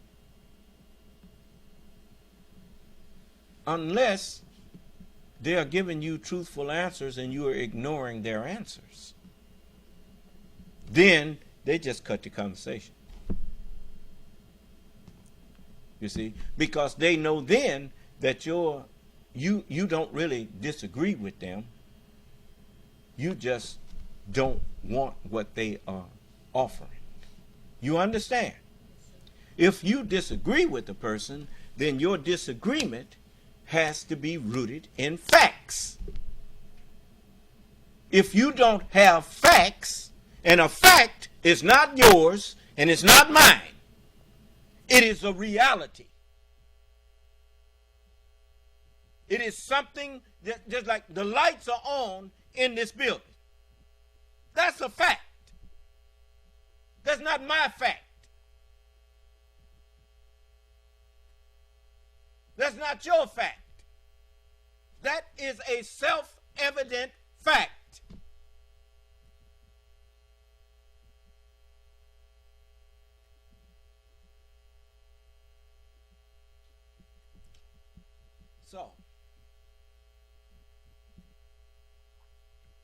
So I will go into many of these things with you later on in more depth of what we are meaning by what we say. But I'm speaking to you on levels that right now I know you understand the meaning. For everything that we have, I remember W.D. Muhammad, he said that one drop of water could be expanded over 1,500 times.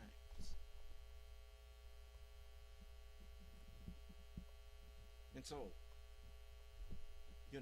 it's not like, you notice, like I said, life, that's an acronym too. For me, I'm sharing it with you. We learn, we implement, we fulfill that, and then we expand. Or you can say we evolve. Same thing. So,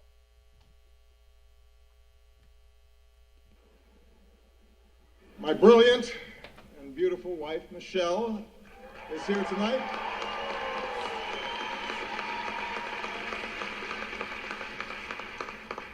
She looks so happy to be here. That's called practice. It's like learning to do 3-minute planks. She makes it look easy now, but next year at this time,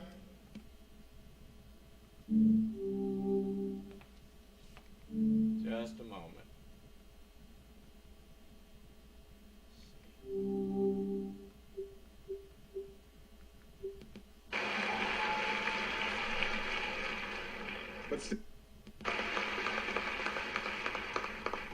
She looks so happy to be here. That's called practice. It's like learning to do 3-minute planks. She makes it look easy now, but next year at this time, someone else will be standing here in this very spot, and it's anyone's guess who she will be, but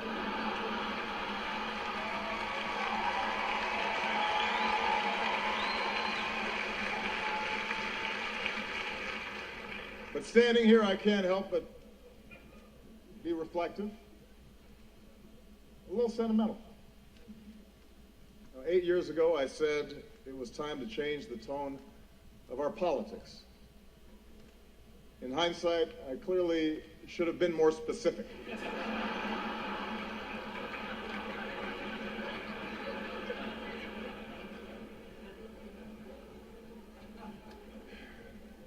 Eight years ago, I was a young man, full of idealism and vigor.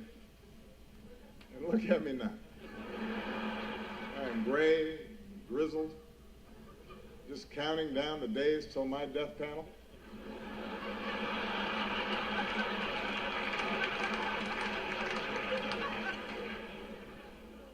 Hillary once questioned whether I'd be ready for a 3 a.m. phone call.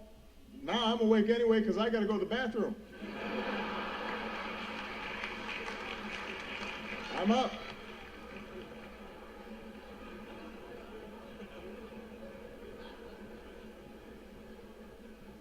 In fact, somebody recently said to me, Mr. President, you are so yesterday.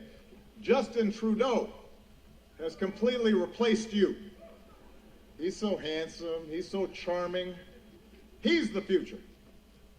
And I said, Justin, just give it a rest.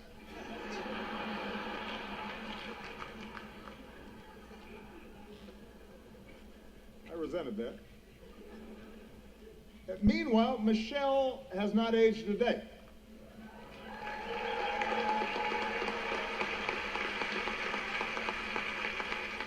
The only way you can date her in photos is by looking at me. Take a look. Here we are in 2008. Here we are a few years later. And this one is from 2 weeks ago.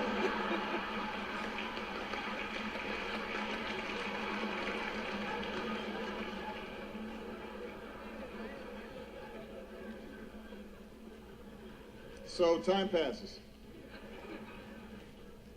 In just 6 short months, I will be officially a lame duck. Which means Congress now will flat out reject my authority. And Republican leaders won't take my phone calls. And this is going to take some getting used to. It's really going to, it's a curveball. I don't know what to do with it.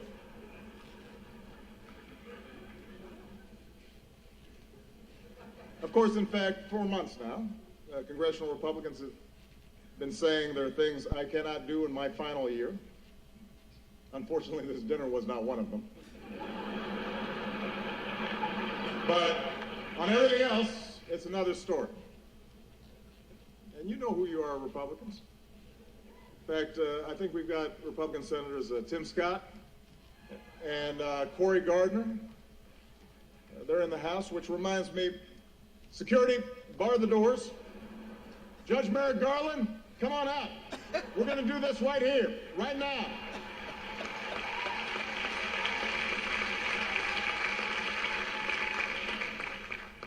It's like the Red Wedding.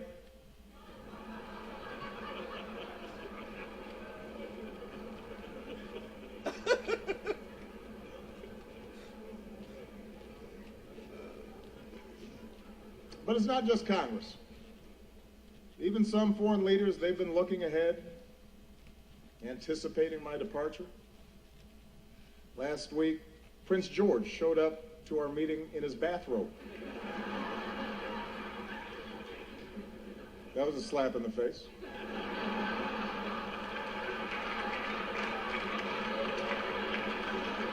A clear breach of protocol. Although while in England, I did have lunch with Her Majesty the Queen, took in a performance of Shakespeare, hit the links with David Cameron, just in case anybody is still debating whether I'm black enough. I think that settles the debate.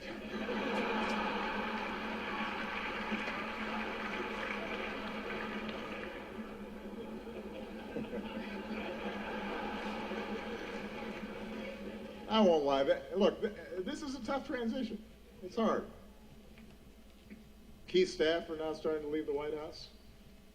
Even reporters have left me. Savannah Guthrie, she's left the White House press corps to host the Today Show. Nora O'Donnell left the briefing room to host CBS This Morning. Jake Tapper left journalism to join CNN.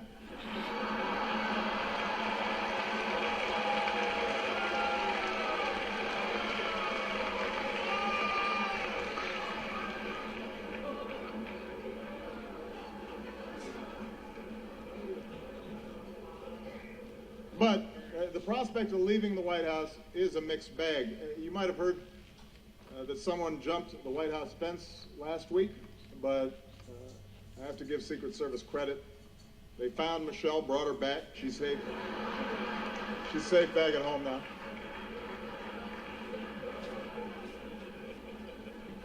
It's only 9 more months, baby. Settle down.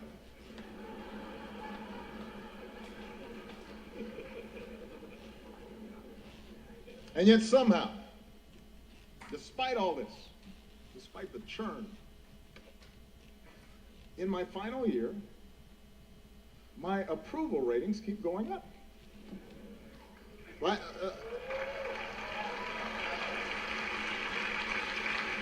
The last time I was this high, I was trying to decide on my major.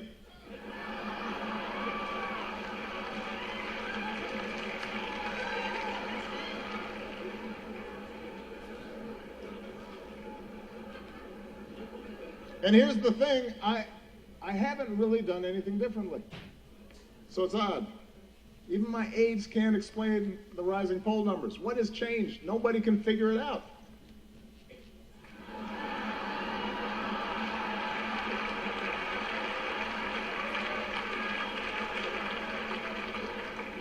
Puzzling. Anyway, in this last year, I do have more appreciation for those who've been with me on this amazing ride. Like one of our finest public servants, Joe Biden. God bless him. Love that guy. I love Joe Biden. I really do. And I want to thank him for his friendship, for his counsel, for always giving it to me straight, for not shooting anybody in the face. Thank you, Joe.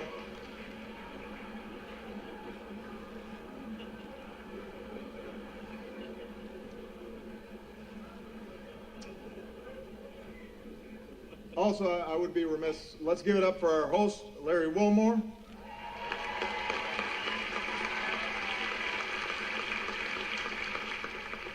Also known as one of the two black guys who's not Jon Stewart. You're the South African guy, right? I love him. I love Larry. And his parents are here, who are from Evanston, which is a great town. I also would like to acknowledge some of the award-winning reporters that we have with us here tonight. Rachel McAdams, Mark Ruffalo, Leah Schreiber. Thank you all for everything that you've done. I'm just joking. As you know, Spotlight is a film, a movie, about investigative journalists with the resources and the autonomy to chase down the truth and hold the powerful accountable. Best fantasy film since Star Wars. Look, that was maybe a cheap shot. I understand the news business is tough these days. It keeps changing all the time. Every year at this dinner, somebody makes a joke about BuzzFeed, for example, changing the media landscape. And every year the Washington Post laughs a little bit less hard.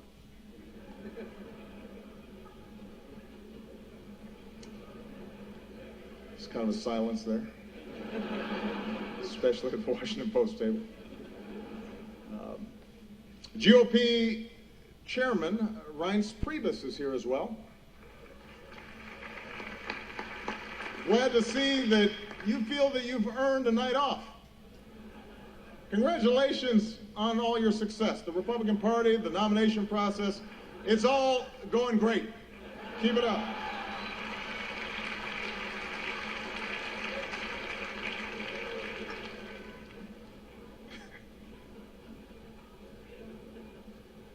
Kendall Jenner is also here, and we had a chance to meet her backstage. She seems like a very nice young woman.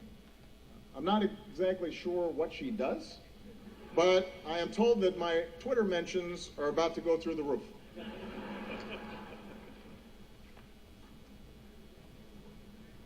Helen Mirren is here tonight.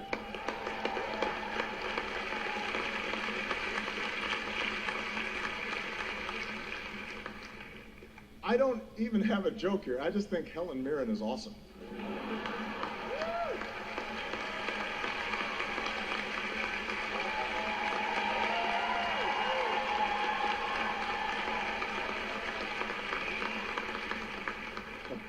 She's awesome. Sitting at the same table, I see Mike Bloomberg.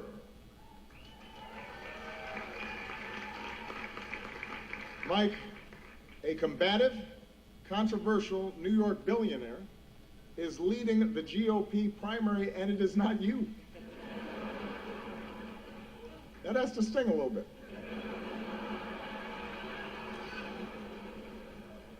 Although it's not an entirely fair comparison between you and the Donald.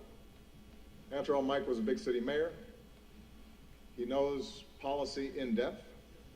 And he's actually worth the amount of money that he says he is.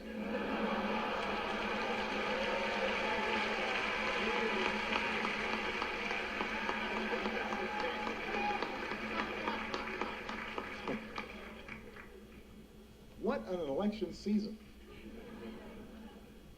For example, we've got the bright new face of the Democratic Party here tonight, Mr. Bernie Sanders. There he is.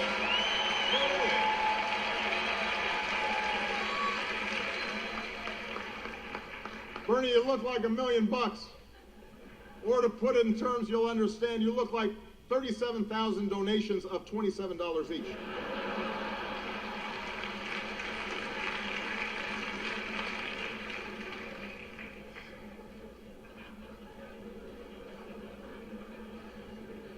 A lot of folks have been surprised by the Bernie phenomenon, especially his appeal to young people, but not me. I get it. Just recently, a young person came up to me and said she was sick of politicians standing in the way of her dreams. As if we were actually going to let Malia go to Burning Man this year. It was not going to happen. Bernie might have let her go, not us.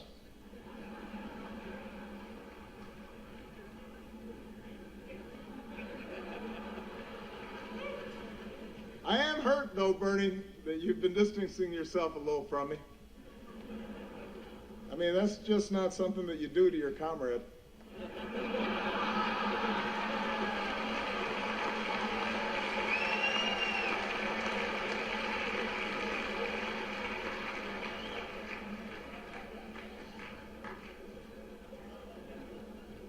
Bernie's slogan has helped his campaign catch fire among young people. Feel the burn. Feel the burn. It's a good slogan. Hillary's slogan has not had the same effect. Let's see this.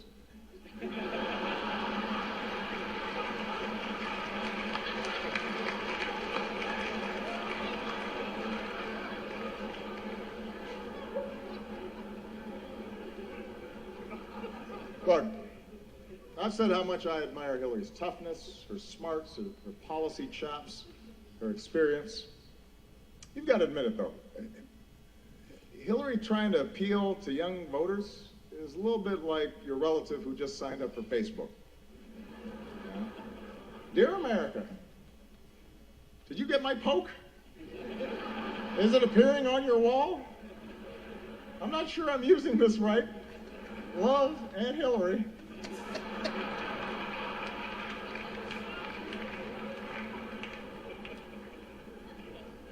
It's not entirely persuasive.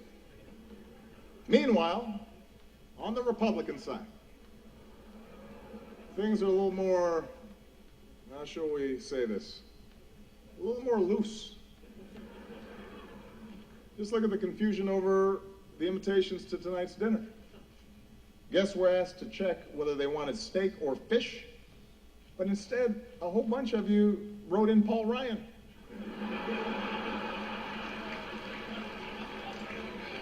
That's not an option, people. Steak or fish.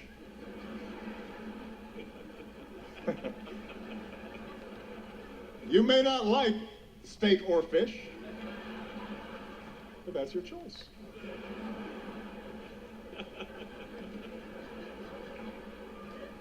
Meanwhile, some candidates aren't polling high enough to qualify for their own joke tonight.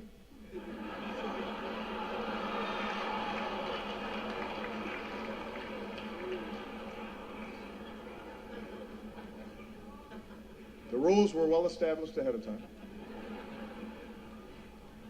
And then there's Ted Cruz. Ted had a tough week. He went to Indiana, Hoosier country, stood on a basketball court, and called the hoop a basketball ring.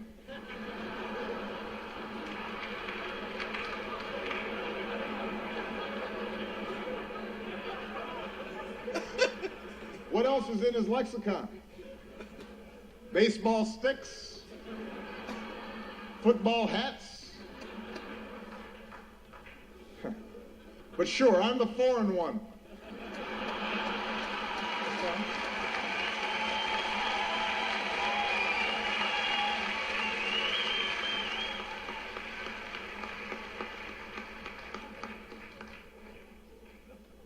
Well, let me conclude tonight on a more serious note. I want to thank the Washington Press Corps. I want to thank Carol for all that you do. You know, the free press is central to our democracy, and nah, I'm just kidding. You know I'm going to talk about Trump. Come on.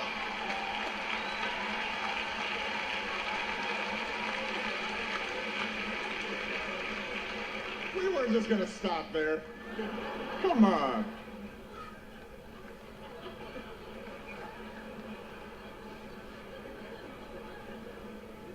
Although I am a little hurt that he's not here tonight.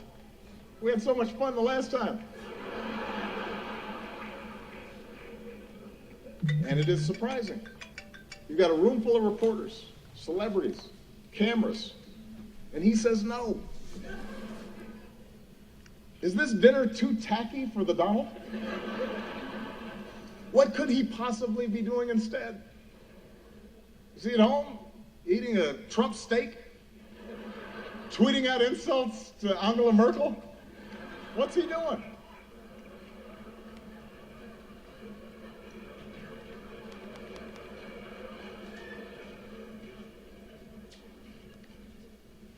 The Republican establishment is incredulous that he's their most likely nominee. Incredulous, shocking.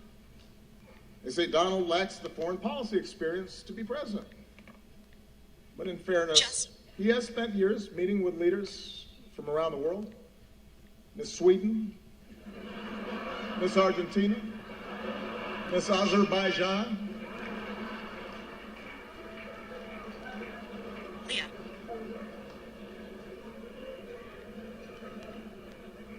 And there's one area where Donald's experience could be invaluable, and that's closing Guantanamo. Because Trump knows a thing or two about running waterfront properties into the ground.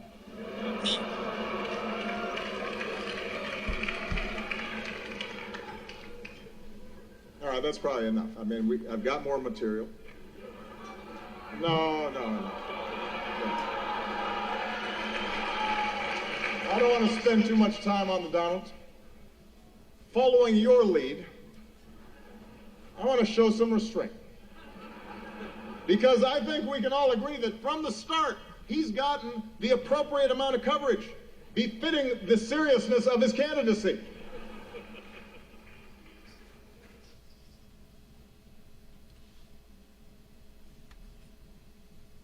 Well, when you decide that you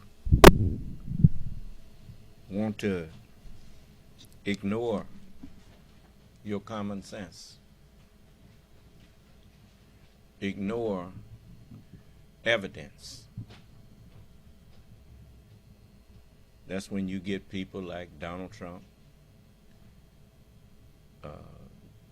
Lauren Boebert, Matt Gaetz, and all of these people that's willing to trash your country. That's what you get. You pull them out from under them rocks they was up under.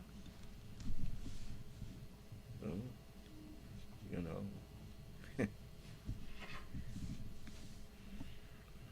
Anyway, my job is to offer salvation, and that's what I'm doing. If you don't want it, that's fine. It says, surely the shock of the hour. The hour of judgment has arrived, and to lessen that shock, you saw one of the most powerful offices, arguably the most powerful office in this world, occupied by a black man. So that should make the blow of finding out that the Lord himself is a black man now. And if you don't like it, well, that ain't going to change who I am, just because you don't like it. And I am here judging you. And that's why I was told to eat up the book, so that I could make sure you understood where I'm getting my judgments from. So I gather you to the book. It says, the day you see it, the shock of the hour of judgment that no man knew but my Father only. It says, the day you see it, every woman giving suck will forget her suckling, and every pregnant one will lay down her burden. Regardless to what Jack Abbott, or whatever his name is, Greg Abbott and all of them got to say. You in that day and time. And it's happening. And you notice, it's hard for a woman to carry a baby now. Let alone, it's just miscarriaging and all kind of stuff happening. It's just hard. This is the day of judgment. This is the day where you're not going to be allowed to pass your lies on to another generation of people. Allah is going to put a stop to it. So it says, the day you see it, every woman giving suck will forget her suckling, and every pregnant one will lay down her burden, and thou wilt see men as drunken. Yet, they won't be drunken, actually, but the chastisement of Allah will be severely on them. Yeah. You who say you with me, be careful that ain't just lip service. So it says, and among men is he who disputes about Allah without knowledge and follows every rebellious deviser of illusion. That's the QAnon and all of these. Been a while since I heard anything about QAnon. I think that these arrests that's being made got a lot to do with that. You see, as long as people can endanger your house or endanger your country with lies and propaganda, and do it with impunity, they're going to keep on doing it. You better support the Justice Department, Jack Smith and people like Fonnie Willis, and all of the people in the Justice Department that's trying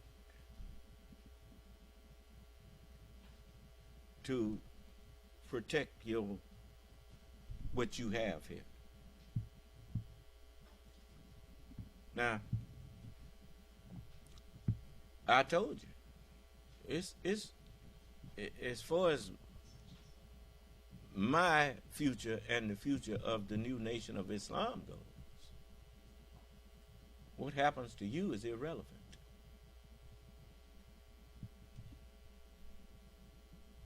They done had babies delivered from dead women.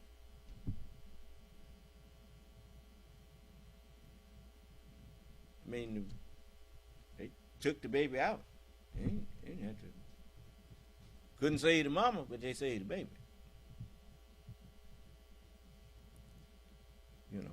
Allah already promised me salvation. It's written in the 10th chapter of John.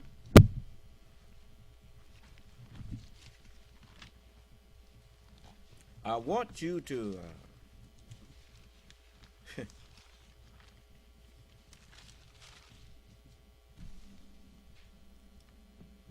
remember the book says in the 10th chapter of John, verily, verily, I say unto you, he that entereth not by the door into the sheepfold, but climbeth up some other way, the same is a thief and a robber. Now, who besides me always takes you into the scriptures and stays in the scriptures with you when they explain in the scriptures? Who?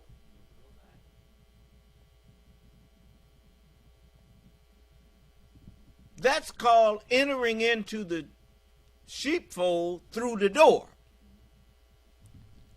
Do you understand? And what kind of doors do I come through? I come through the everlasting doors. As David said, the Lord is good, his mercy is everlasting, and his truth endureth to all generations. So David was one of them everlasting doors. Now,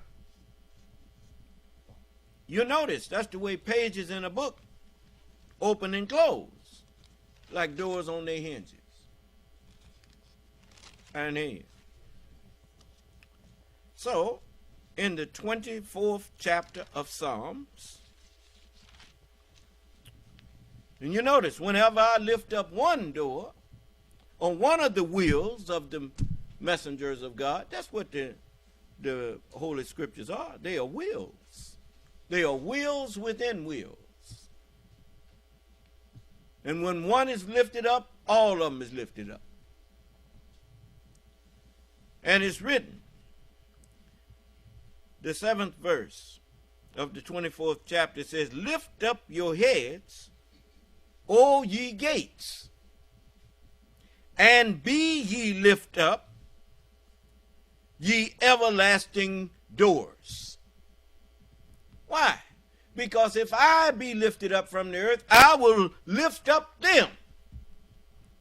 I will draw them unto me, like the sun draws the water from the ocean up and drops it back down pure. And so it says, lift up your heads, O ye gates, and be ye lift up, ye everlasting doors, and the King of glory, the King of understanding, shall come in. And so it's written, verily, verily, I say unto you, he that entereth not by the everlasting door into the sheepfold, but climbeth up some other way. If another shall come in his own name, him you will receive. I'm come in my Father's name, and you receive me not. So, it says, but he that climbeth up some other way, the same is a thief and a robber. But he that entereth in by the door is the shepherd of the sheep. The Lord is my shepherd. That's what David said. Yeah. So it says, to him the porter openeth, and he spread it before me. He told me there's a book there, and he sent a hand to me with a book in it. The book is the Holy Scriptures, the covenant of Allah. And he says, he spread it before me. That's in Ezekiel. And it was written within and on the backside. And it had written inside of it lamentations, lamenting, mourning, and woes. Yeah. So to him the porter opened it. Why? Knock. Knock what? That's what you do when you go through a door. Or when you're trying to get through a door. I knocked, and he opened it for me. To him the porter opened it. And who is the porter? The porter is the doorman. Jesus was the porter. David was a porter. They were the doormen. They brought the door. They were the keeper of the door. And so it says, to him the porter openeth, and the sheep hear his words, hear his voice. And he calleth his own sheep by name, and leadeth them out. That's right. You notice I'm leading Jesus out of the book to you now. I was leading David out of the book to you now. Calling them by name and leading them out. And as it says, and when he putteth forth his own sheep, he goeth before them. That's right. And they follow him. They follow the Lamb whithersoever he goeth. That's written. It says, the sheep follow him, for they know his voice. It's because everything that I'm speaking, I'm getting it from them. They know my voice. And it's written, and a stranger will they not follow. You can't get them to follow Reverend Bonewater. Reverend Mike, or none of them. The sheep don't follow them. David said, we are his people and the sheep of his pasture. So it says, a stranger will they not follow, but will flee from him. For they know not the voice of strangers. This parable spake Jesus unto them, but they didn't understand. He that's of God understands God's words. You, therefore, he said, understand them not, because you are not of God. That's why I had to speak to you. Because I'm the man of God. That's the meaning of the term Gabriel. It means man of God. Then it says, but they understood not what things they were which he spake unto them. Then Jesus said unto them again, verily, verily, I say unto you, I am the door of the sheep. All that ever came before me are thieves and robbers. But the sheep did not hear them. Right. You notice, when you listen to these people give their little sermons, it's their sermon. It ain't the word of God. And people sitting up in there hollering, amen and amen and amen. Amen or what? Well, that's the world that you live in. People, they believe in themselves. They don't believe in God. And that's why so many are going to be destroyed and are being destroyed. So, it says, all that ever came before me are thieves and robbers, but the sheep did not hear them. I am the door, and by me, if any man enter in, he shall be saved. See, I told y'all, I already promised me salvation. You see? And otherwise, how could I save you? Kind of hard to be a lifeguard if you drowning. I mean, that don't work too well, do it? You see? So, it says, I am the door. By me, if any man enter in, he shall be saved and shall go in and out and find pasture.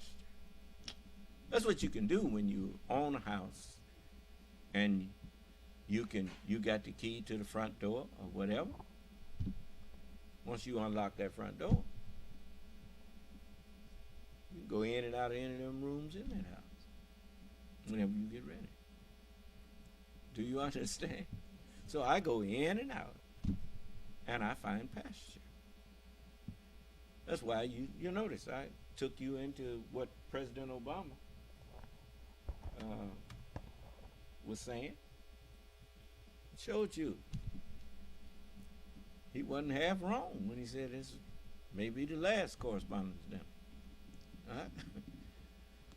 See, you have to be very mindful because Allah's subtle reminders are just that. They're reminders. They're subtle. But you notice when that tsunami hit and killed all them people, the animals were already getting out of there. Before they even knew it was a tsunami coming, the animals, a subtle reminder, you better get out of here. You see what them animals doing. But they didn't know it until it was too late. So, it says,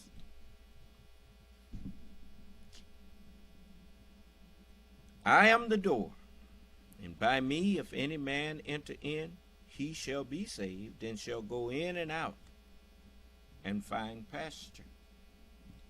The thief cometh not, but for to steal, and to kill, and to destroy.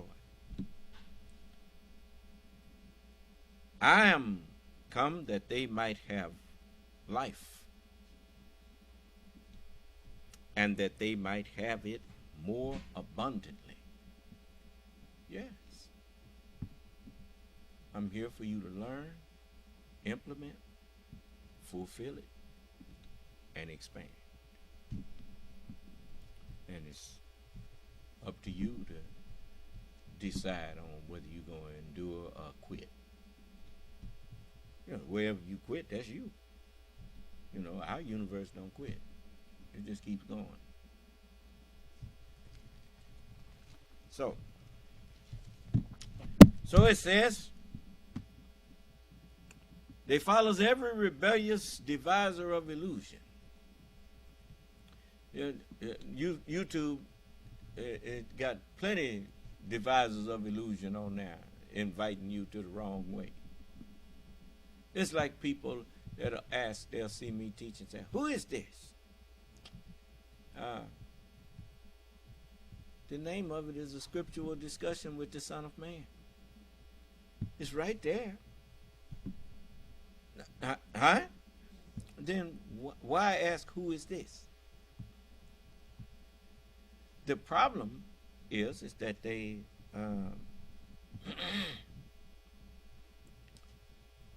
they are not interested in this stranger because his skin is black. Do you understand? They don't have no respect for a black face. That's why the shock of the hour is going to be, as it says, a grievous thing. Because you are going to be judged by a man who looks like people that you don't respect.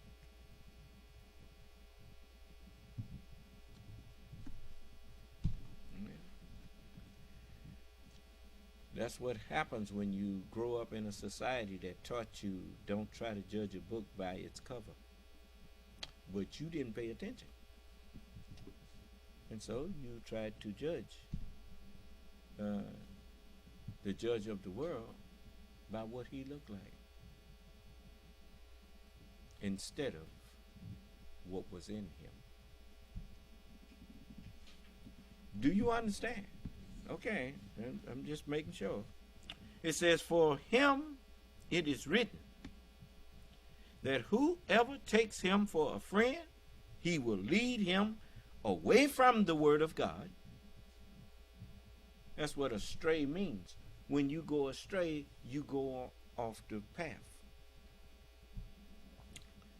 When people driving and you hear that on the side of the road, them rough things, you know they went astray. Is that right? And that rough stuff you hear is to wake you up and tell you, you better get over in there and pull in a rest stop before you ruin yourself. Is that right? Or you better pay attention, quit talking on that phone, and get yourself, your mind on what you're doing. You're driving. Right? Okay. So it says,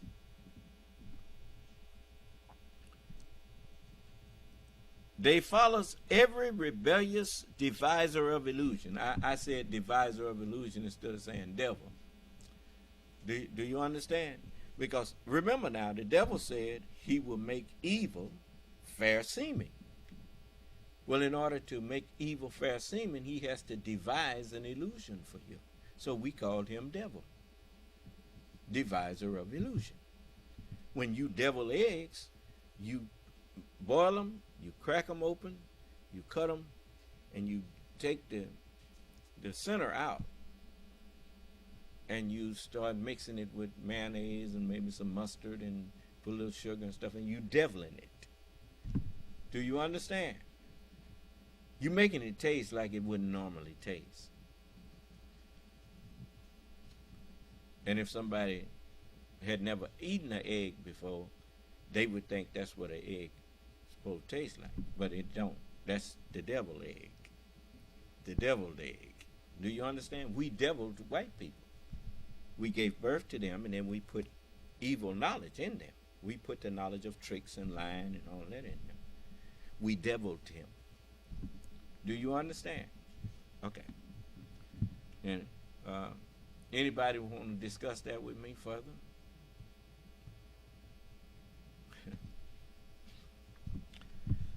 And so for him it is written that whoever takes him for a friend, he will lead him astray.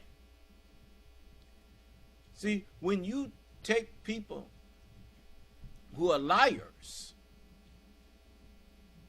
devisers of illusion for friends, O you who believe, take not for friends other than your own people. Now, that's what the book tells you. But if you don't listen, well, that's on you. Do you understand? Okay.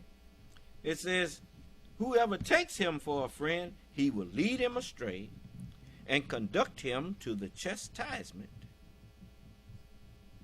of the burning fire. Wickedness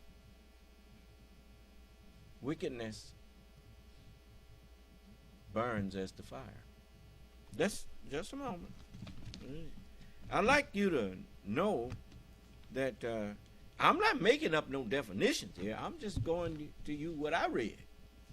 And I'm showing it to you, guiding you to it. When he, the Spirit of truth, is come, he will guide you into all of the truth that Allah guided him to. Then it's up to you to believe it or not. And so the 18th verse of the 9th chapter of Isaiah says, for wickedness burneth as the fire. It shall devour the briars and thorns, though thou dwellest among thorns. Remember that? Okay. It says, and shall kindle in the thickets of the forest, and they shall mount up like the lifting up of smoke. So, wickedness burneth as the fire. So it says, if what will those who take the devils for friends, you his friend if you do whatever he commands you. So it says, for him it is written that whoever takes him for a friend, this is the 4th verse of the 22nd chapter of the Holy Quran, he will lead him astray and conduct him to the chastisement of the burning fire. To the chastisement that happens when you practice wickedness. Do you understand? Okay? Oh, people, if you are in doubt about the resurrection, what is the resurrection necessary for? First, it is appointed unto men how many times to die? Why? Because Adam was given dominion over every creeping thing that creepeth upon the earth. And as in Adam, it was appointed for all men to be under his dominion, so it is appointed for all men once to die. And after this is the judgment. Huh? Well, there can't be no judgment unless there's resurrection. So, if you are in doubt about the resurrection, it says, then surely we created you from dust.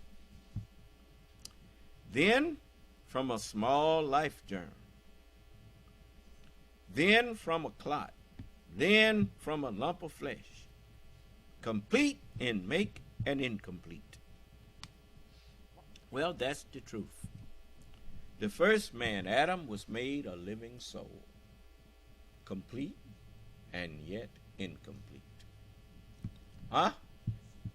And we created him from dust. Everything that you see around you came out of dust. And we taught him. We created the mind that's in him from things that come out of dust. Huh? All right. And after we made him complete, then he discovered that that wasn't enough. Make to yourselves friends of the mammon of dust, of unrighteousness, so that when you fail to bring peace to yourself. Do you know of any civilization on earth right now that's at peace?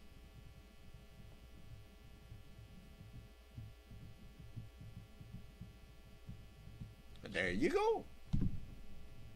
When you fail, now they may receive you into everlasting habitations. So this word is from one generation to the next. His truth endureth to all generations, everlasting habitation. And the work of righteousness shall be peace. And the effect, quietness and assurance forever. You see how quiet it is in my class now? The only time it don't be quiet is when somebody new come in here and think they can disrupt something, and they try to throw a boulder into the water and find out it's so deep that it don't even make a ripple. You notice they come on there and try to get somebody to talking with them. They print something. What is this? And they don't get no answer. Nobody say nothing. They trying to create ripples. Do you understand? But the ocean is so vast and so deep. See, this is the valley filled with bones. The valley filled with knowledge and understanding that when the prophets was here in their flesh, they stuck to this, what's in the scripture. And so the scripture is a valley full of bones, like the ocean is a valley full of water. Well, he carried me over into in a valley filled with bones and set me in that valley and said, Son of man, can these bones live? Well, bones live when they get inside of flesh. So he was clothed with a vesture that had to stay dipped in blood. And that's what I have. That's what I am. I am that vesture dipped in blood. I am flesh. And the word is in me living it's a living word, and now it's a living God, a true and living God. You see. So, now, because it came clear through me, most people, they don't think that. They don't know that. They think that it's just me talking. When all I was doing was quoting scriptures. And so, you know. Anyway, we created you from dust, then from a small life germ, then from a clot, then from a lump of flesh, complete in make and incomplete, that we may make clear to you. And we cause that we may make the truth clear to you. Then it says, and we cause what we please to remain in the wombs till an appointed time. And it's just like it's written that it is appointed once unto men to die. Appointed what? Appointed, it's an appointed time. Do you understand?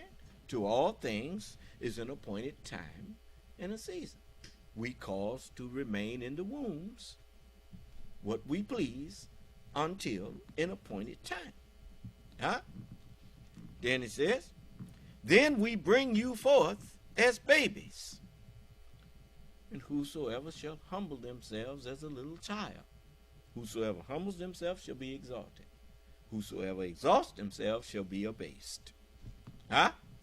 Then it says, then we bring you forth as babies then, that you may attain your maturity.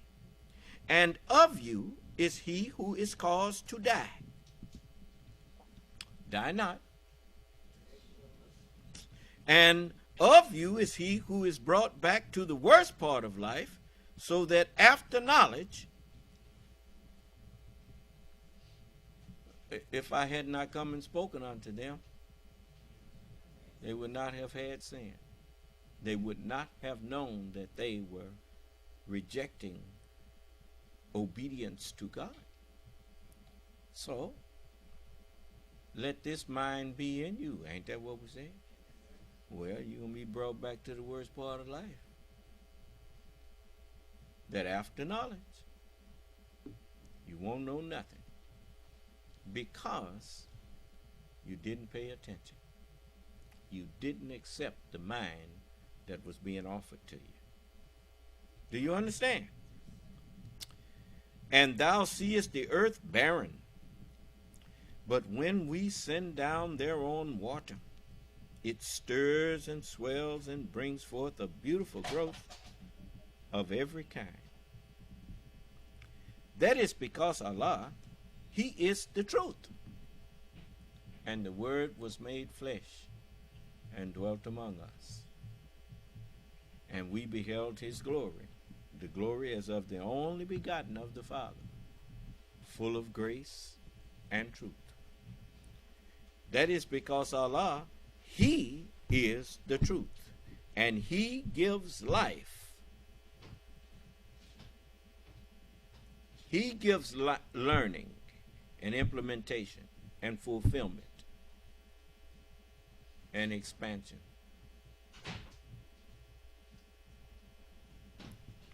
To the dead. You ever watch something that's dead?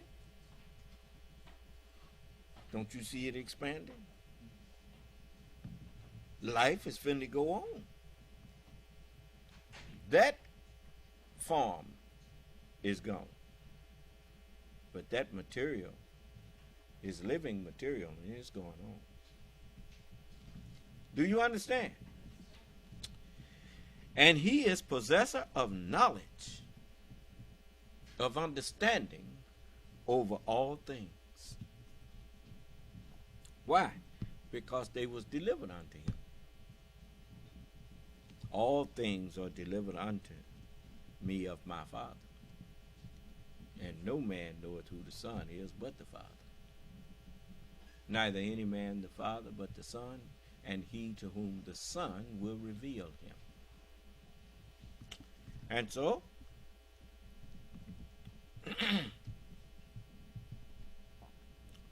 And the hour is coming. What hour? Oh, people, keep your duty to your Lord, for the shock of the hour is a grievous thing. And the hour is coming, there is no doubt about it. And Allah will raise up those who are dead, who are in the graves. That's where the congregation of the dead is, eh? It's a graveyard. Oh, yeah. So it's written. I'm raising up everybody now. People all over the earth listening to me.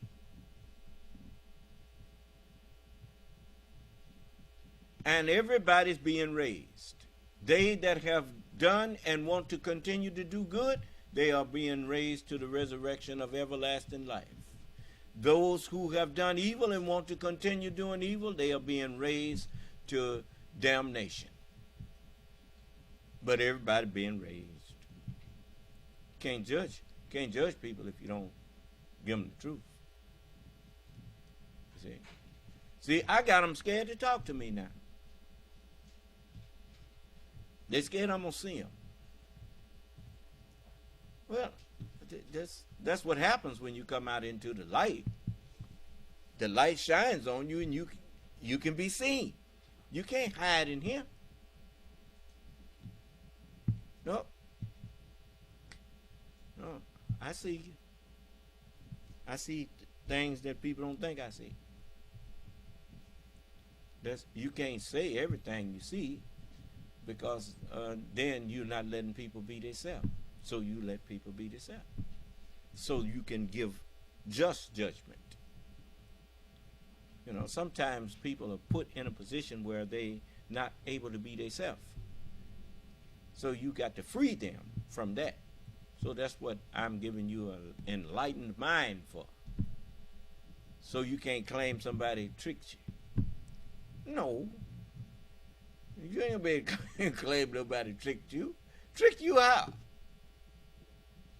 All this knowledge I done gave you of how to see people, how to see through people. No, you ain't got nobody tricking you. You choosing to do what you do. Do you understand? And if you get deceived, it's because you rejected the truth when it came to you. Look, don't live your life constantly looking for people to tell you what you already know or think you already know. Because that is a way of saying you won't believe nothing unless it agrees with what you already thinking. That's bad. That's a bad posture to have. Believe the truth. You know how to check the truth. The truth teaches you how to check it. When somebody says something to you that you don't understand, tell them, I don't understand what you mean by that. I don't understand. If they understand, they can make you understand. If they lying, they ain't never going to be able to make you understand. You hear me? Okay. So,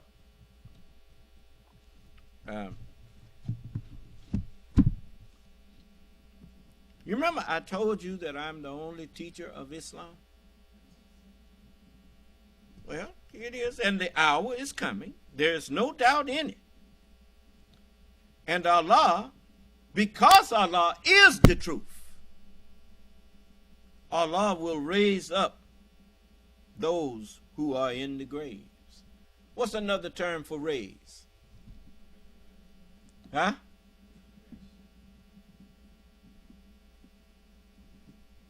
What if I remind you that the kingdom of heaven is like leaven? Now what's another word for raise? Huh?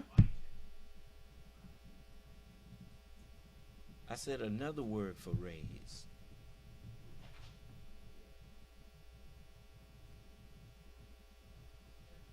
Huh?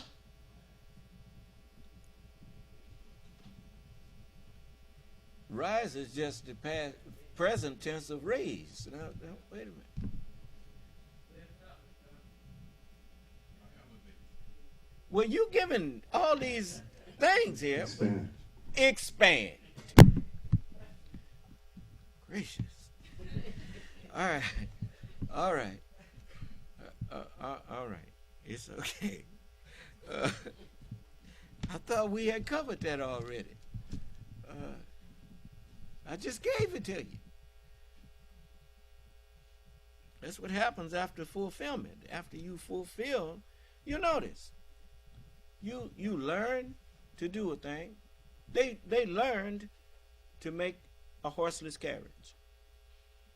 They learned to make an internal combustion engine. Okay. Once they fulfilled what they learned, they studied it and expanded their mind. Now look at what they got. You know, I mean, that's how we grow. That's how we are constantly. Knowledge is like, as Jesus said, the kingdom of heaven is like unto a merchant man that went out in search of goodly pearls. And when he found one pearl of great price, he went and sold all that he had and bought it. The kingdom of heaven being like unto a pearl, well, a pearl, it starts off a nacre surrounded by, surrounding something that irritated the oyster. What is the mother of invention? Something that irritates us. Is that right? And then we start developing knowledge that encompasses that. And the knowledge that we develop is circular or globular. That is the most, the common, what they call, the common form in the universe is a globe, a circle.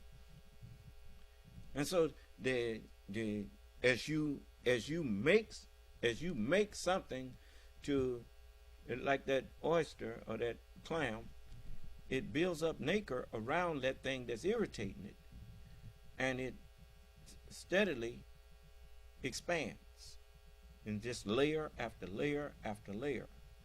And that's how we do with our learning. We learn one thing, and then we study that thing after we fulfill all of that knowledge, implement it, fulfill it, and then study it, and then we get the kinks out of it, and we find that I could have did this better. And then you do this, and you keep building it up until you reach a perfection of it. Do you understand? But the kingdom of heaven never ends. It just keeps going. Like our universe, we needed a knowledge that would not end. The more we know, the more we are capable of learning. And that is the ever-expanding universe needs an ever-expanding mind to govern it. There. And it says, so the devil, he puts an end on learning because he knows that he has an end. That mind that's in him is finite. You know, because it's what? It's natural. You know, the natural universe has so many elements in it. And it, you know, you can constantly work with those elements and do infinite amount of things with the elements, but the elements themselves is a limited number, period. Do you understand? And so, if all you got is the knowledge of the elements and their numbers, then your knowledge is finite. But what can be done with it, that's what wisdom is. That's why wisdom is the principal thing. Wisdom makes you able to do new things where the the finite mind is limited because he can't think of nothing else. As Solomon said, all is vanity. That which has been is that which will be. And that which will be is that which has already been. And there's nothing new under the sun. Not under the sun of perdition. Ain't nothing new. You notice he's doing reruns on the what's that? John Wick 4. It might be John Wick 5 next, but it's still John Wick. And it's still just another sequel of how can we make him fight and kill more people or whatever. But it's a reruns. You know, everything is sequels now. Nothing new. You see? So the more your mind expands, the greater your imagery, the greater your imagination. Imagination is creativity. You see? And that's something that we has always been with the black man. We are the creator. You see? Everyone else, you will never have someone take our place as the creator. No. They all came from us. We didn't come from them. If we got rid of us, we could bring ourselves back into existence. If we got rid of them, we would have to bring them back into existence. Do you understand that? Okay, so you don't look at the earth and say you get brown people out there. You don't look at the earth and say we got white people and yellow people out the earth. We didn't get them out the earth. We got them out of the semen of the man that we got out of the earth. You see? And because we were without father and without mother, you can't get rid of us. Because we could bring ourselves back into existence anyway, like we did in the first place. So, anyone want to argue with me about that?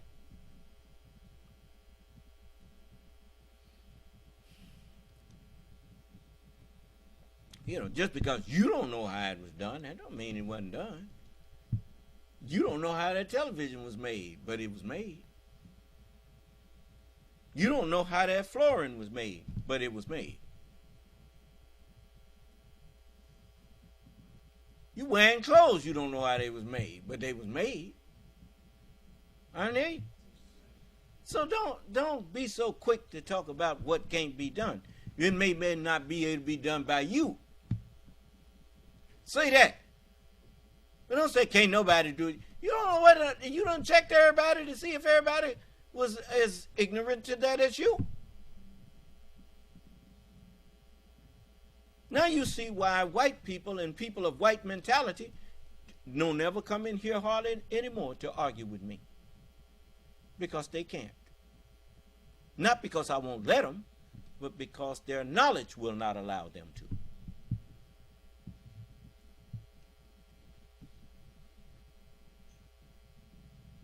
So their world being upheld by their knowledge, their world is at its end. It's just that simple. I mean, when the last time you checked with somebody and they told you that their profession was manufacturing carriages?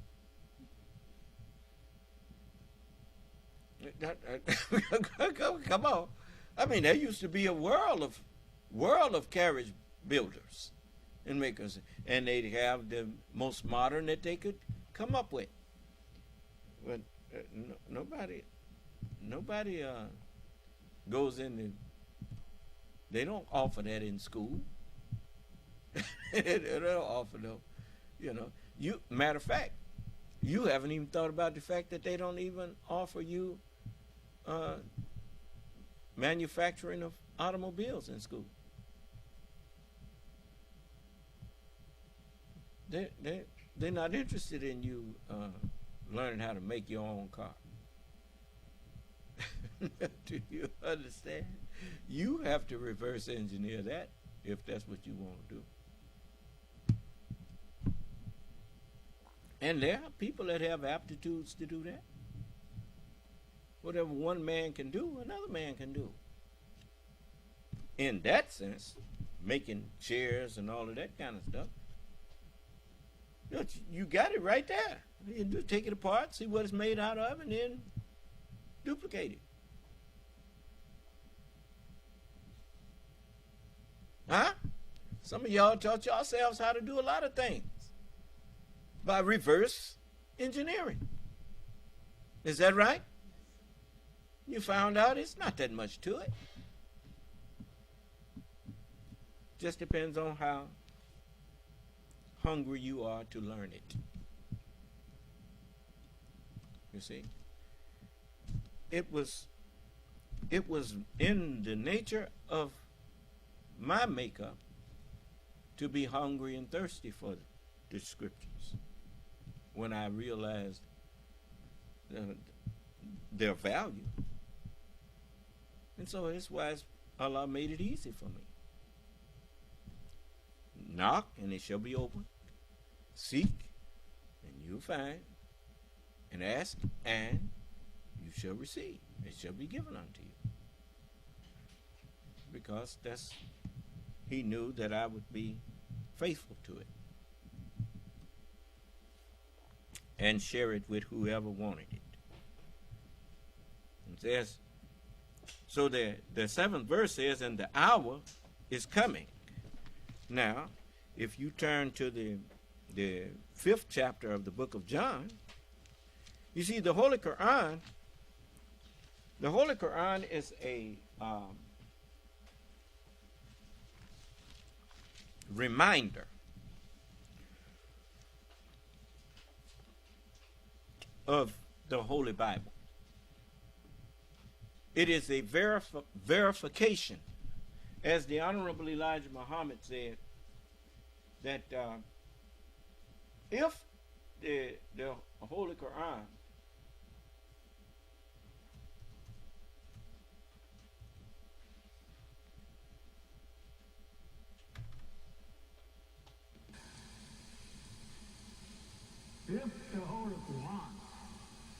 does not verify the Bible,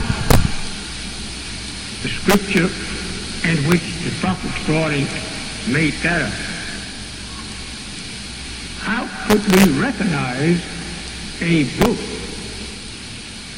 that you give a name to that don't verify the truth of the book which we have? Well, we cannot do that. But when it verifies the truth in the book in which we have, we've got to believe.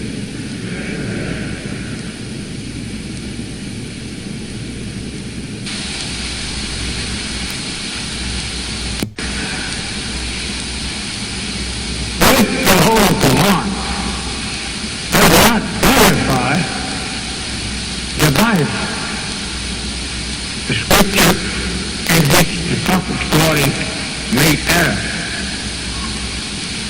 how could we recognize a book that we give a name to that don't verify the truth of the book which we have? Well, we cannot do that. But when it verifies the truth of the book in which we have, we've got to believe.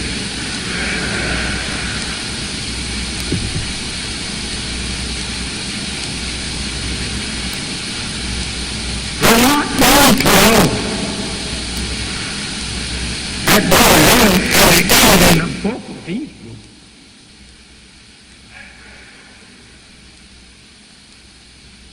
You won't study Bible in the hereafter, nor will you study the present one. No, you will have a new book And that new book will replace the Bible and the present one. SC is telling you that the new book is a new man. You see? And that's what you have in me. A new man. And so I make these books new. That's why the way I teach it, you ain't never heard nobody teach it this way. This is new. As is written, the old things are passed away, and behold, I make all things new. Huh? Got a new way of looking at things now. Huh? No more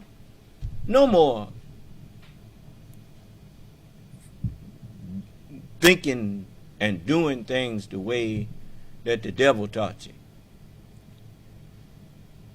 Committing murder and calling it holy war.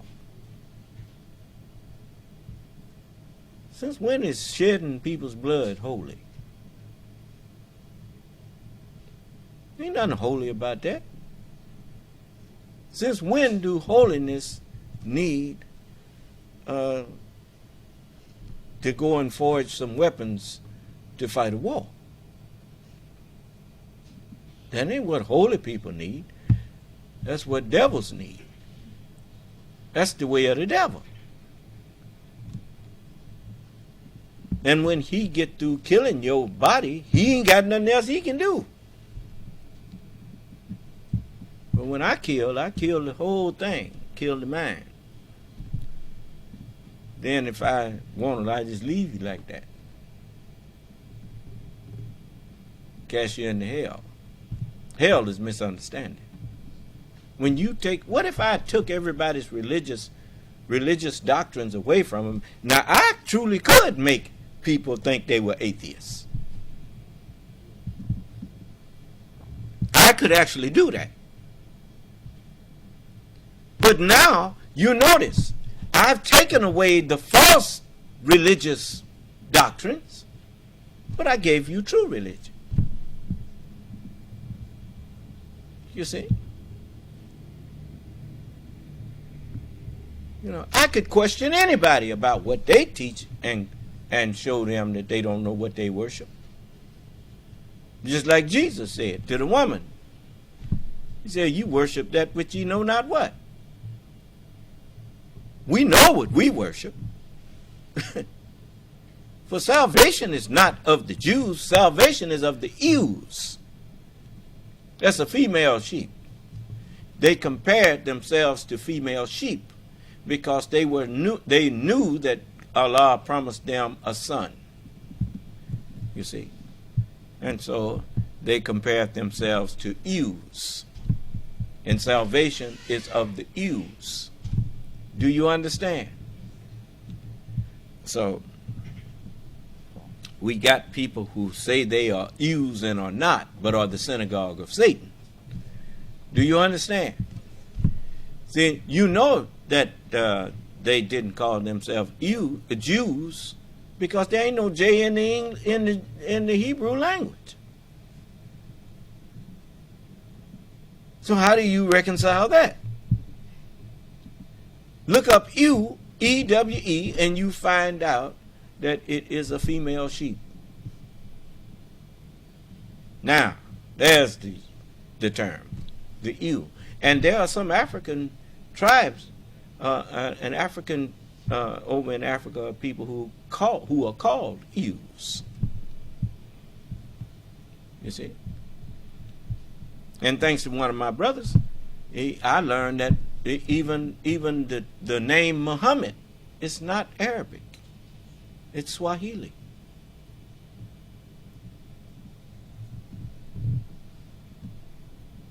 So now how you explain that? I mean, really, that puts a whole different. That now you see why Muhammad kissed the black stone, huh?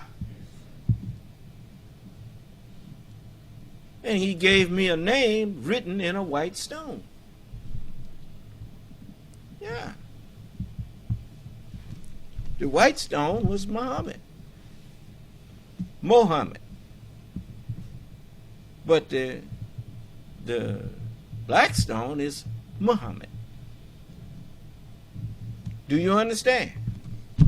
And so this is all written. So it says that in the 5th chapter of John, the Holy Quran was reminding us of what's in the 5th chapter of John. It says in the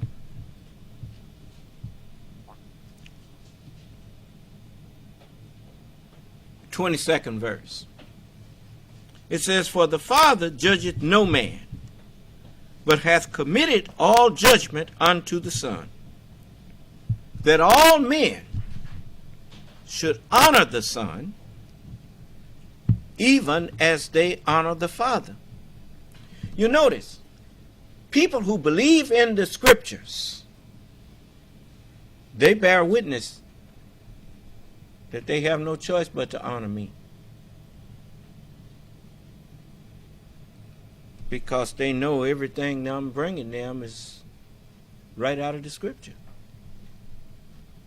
Do you understand? But the way I bring it is the way you bring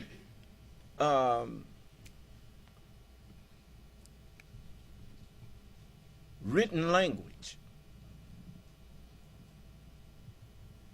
When you bring people the alphabet in writing a letter, you rightly divide the alphabet to make them say something that you're trying to say to someone who is literate. Huh? I take the Scriptures and rightly divide them and make them say something literate to you. Do you understand? As is written, "Study to show thyself approved unto God, a workman that needeth not to be ashamed, rightly dividing the word of truth." Huh? So you see, it says here that all men should honor the Son, even as they honor the Father. And he that honoreth not the Son honoreth not the Father which hath sent him. Well, how we know the Father sent you, Son of Man? Over in Ezekiel, in the 2nd and 3rd chapter, it says,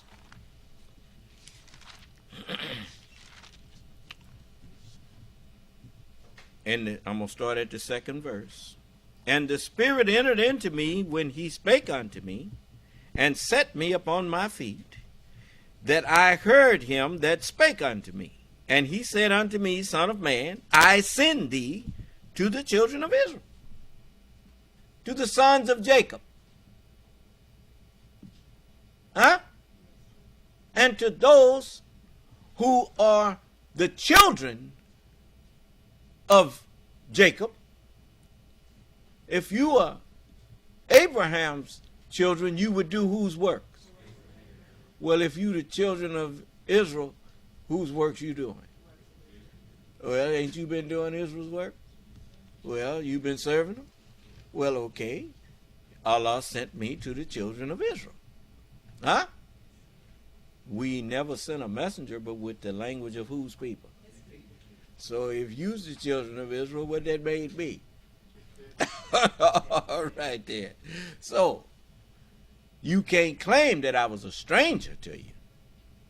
I show you that your mind and my mind came from the same source until I was reborn.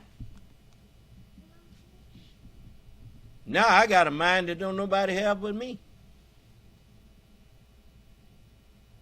And I'm offering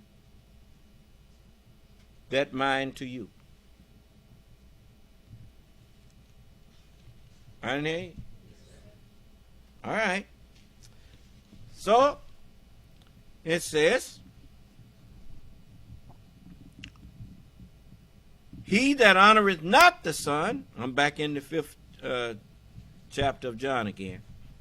He that honoreth not the Son, this 23rd verse and around that last sentence,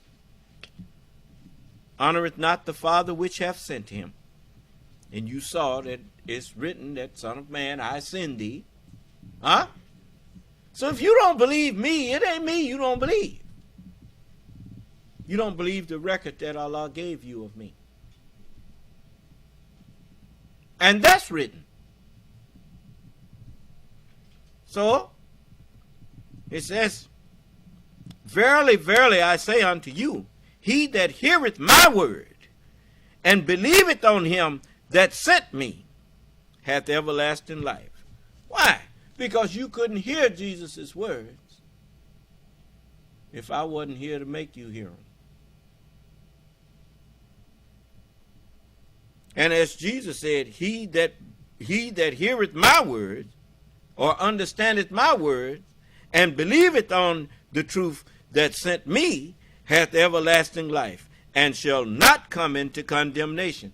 Study to show thyself approved, a workman that needeth not to be ashamed, rightly dividing the word of truth. Huh? No, you can't condemn me, because the word of God upholds me. Behold my servant, whom I uphold. And if God be for me, let me hear you present an argument against me. That's all I want. Just tell me what you found fault in me with.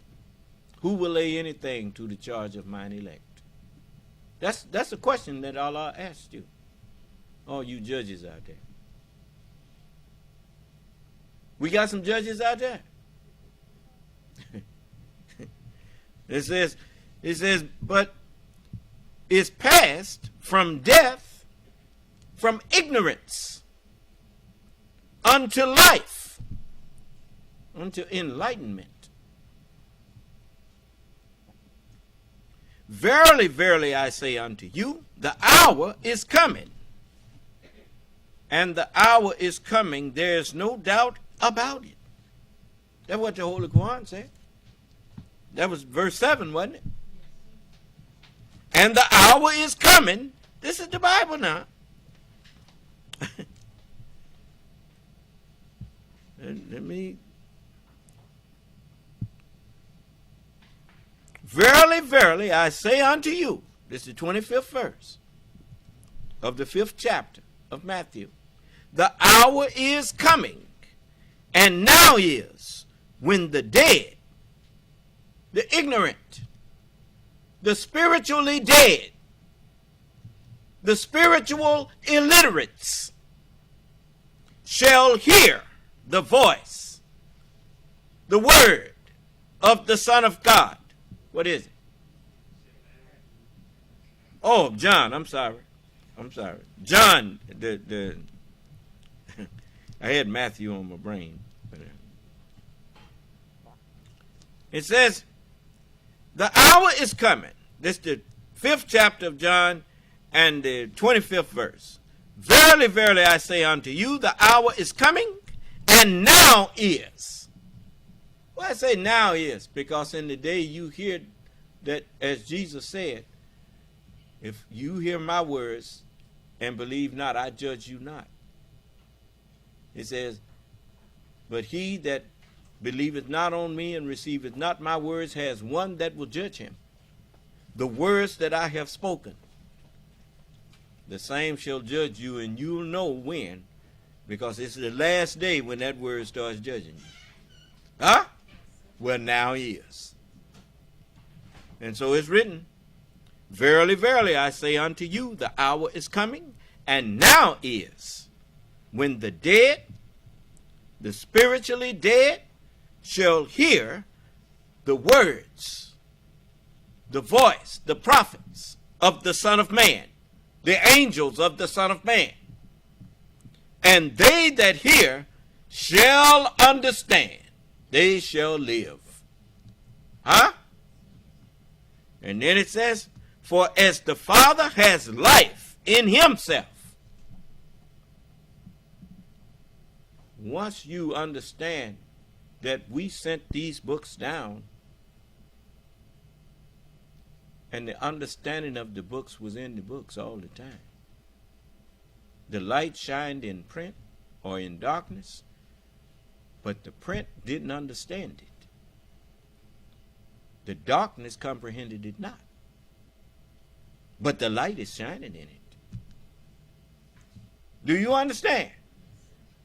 The book has all the light in it. It has light in itself. But it does not comprehend itself.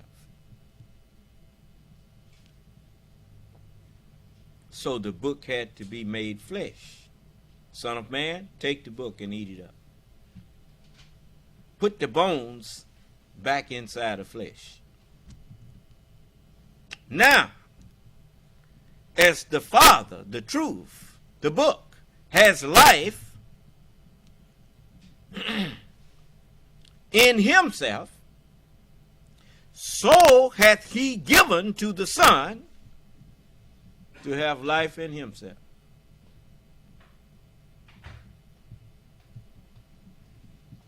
And hath given him authority. By what authority doest thou these things? I'm giving you my authority right now. I'm quoting the scripture to you. But only I'm quoting it with understanding. As is written, hath given him authority to execute the judgment that's in this book. Because he is the Son of Man, the S-U-N of man. Now you see why they walk around the Kaaba, like the planets float around the sun? Well, they're showing you that that's the Son of Man that stone represents. Do you understand? The Son of Righteousness. That's who I am.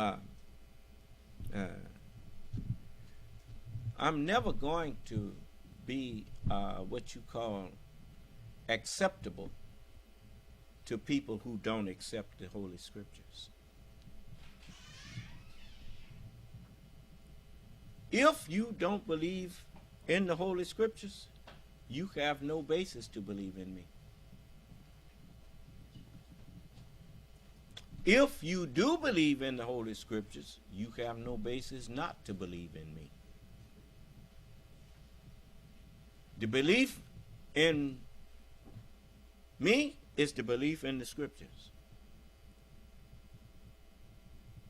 We are one.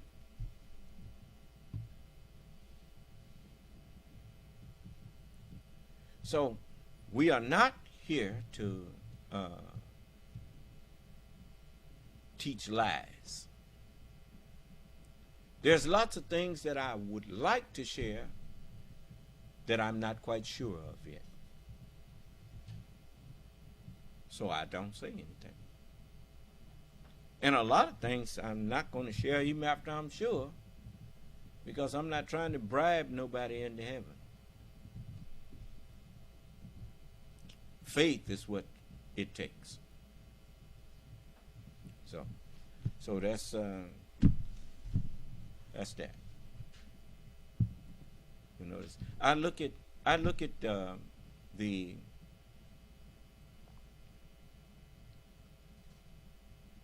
what this man was given, the white man, and in 200 years, he made more progress than in 5,800 years. When he became an old man, Allah gave him the wisdom to set this up. He was ready to humble himself and learn something.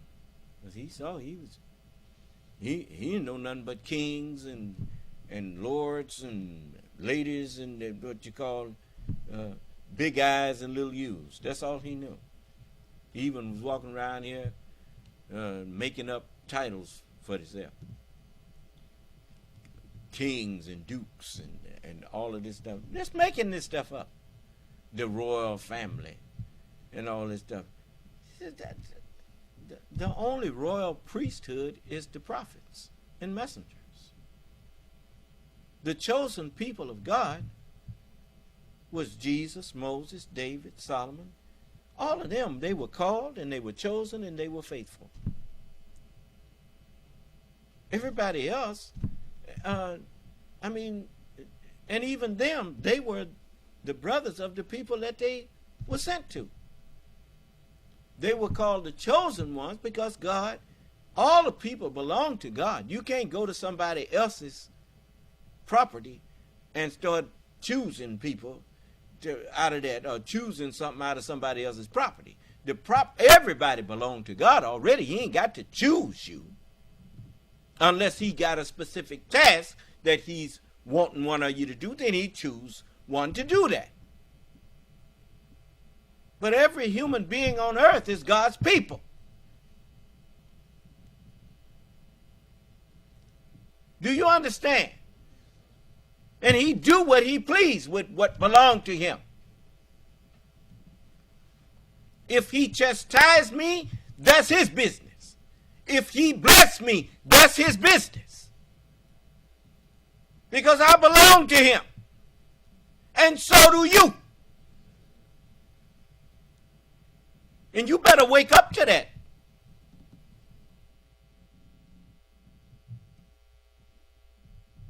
Walking around here acting like you ain't got the answer to nobody. Yo, yes, you do.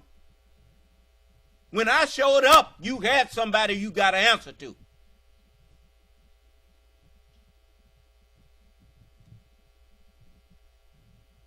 And some of them done found that out the hard way. Because they can't talk now. Because they're in the graveyard.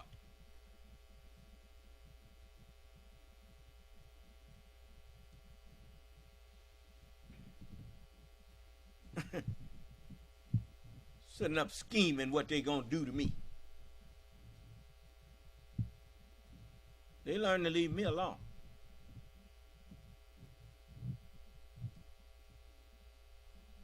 I didn't attack none of these people. I attacked the lies that people believe in.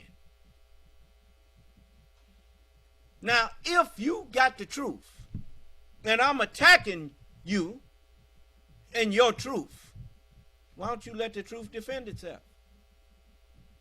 The truth is sufficient to defend the truth.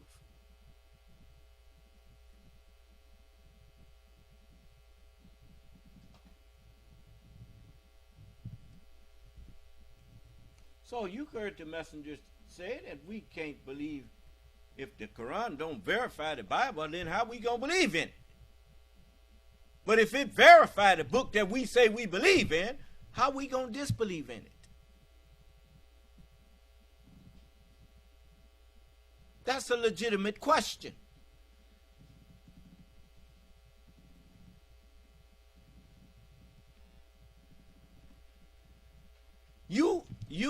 You have people who will say, y'all don't believe in Jesus. Well, if I don't believe in Jesus, why am I using Jesus' words? And if you believe in Jesus, why I don't hear Jesus' words coming out of you?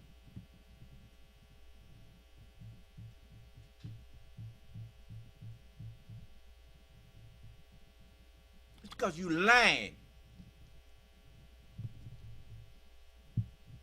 You know, lying.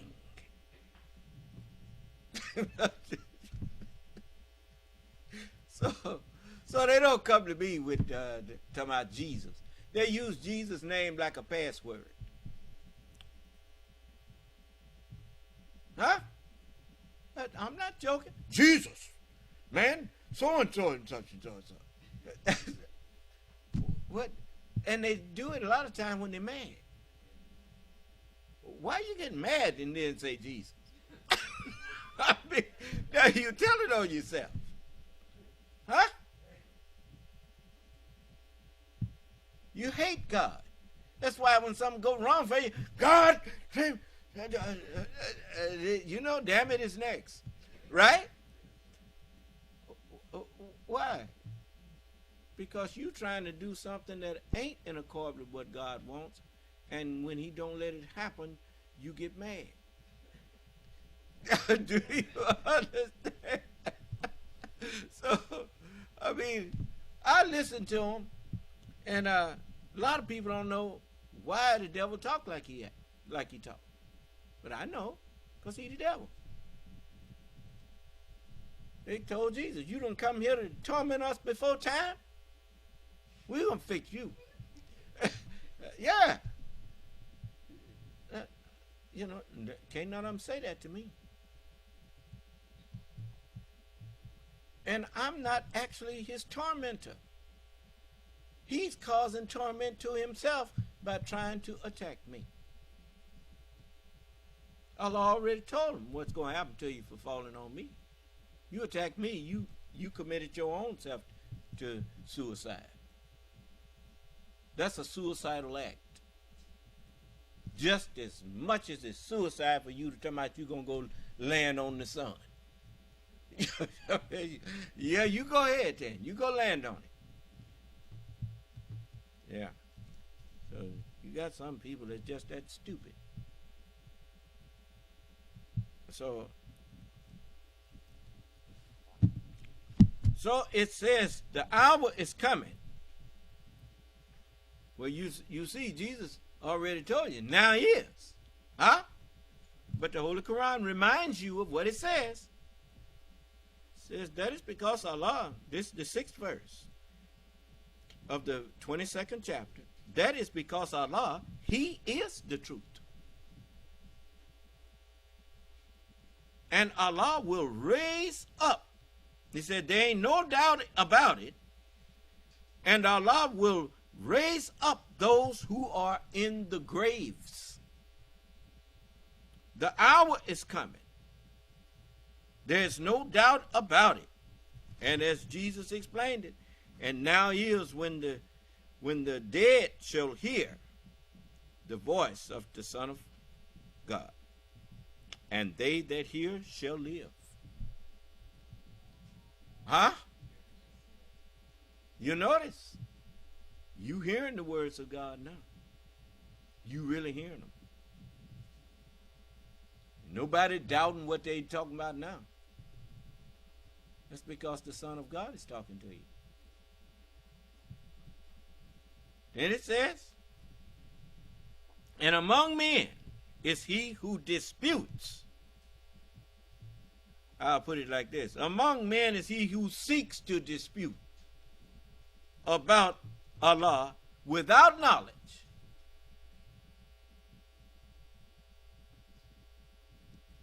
And without guidance. You ask me who's your teacher. I don't need no teacher.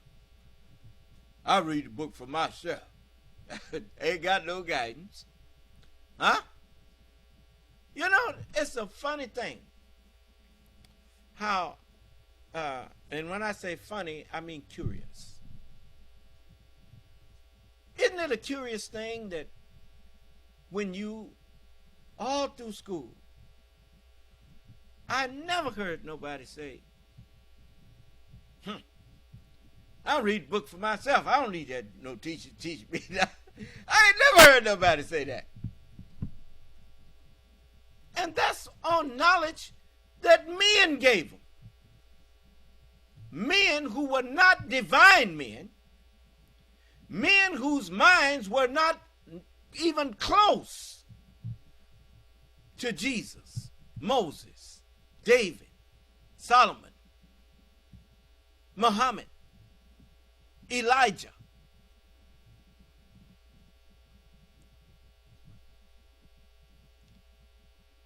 You want to know how wise that those men were? Even their disciples could not carry on. Because even their disciples couldn't understand what they were saying. Look at all of the ministers that the Honorable Elijah Muhammad had. And all of those disciples that were going to Chicago every month, at least once a month, to sit at his table and be taught by him when he wasn't here no more. What happened? It all fell apart.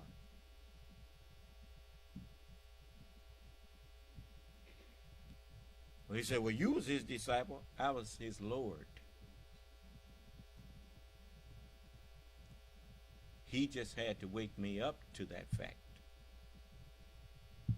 That's why he said, now you give me 6 months, you be just as big a boy as I am. He said, not saying that I'm the big boy. He said, but I'm trying to make you the big boy.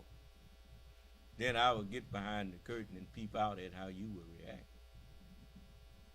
But it's amazing to me how the people of this world love to say they're going to read the book for themselves. Yet, I ain't never heard you say that about no math book, no English book, no science book, no anything, any book they gave you in school. You humbled yourself and went to where somebody could guide you through the book. But now you want to come out here with your lying behind, talking about you reading the Bible for yourself. You liar.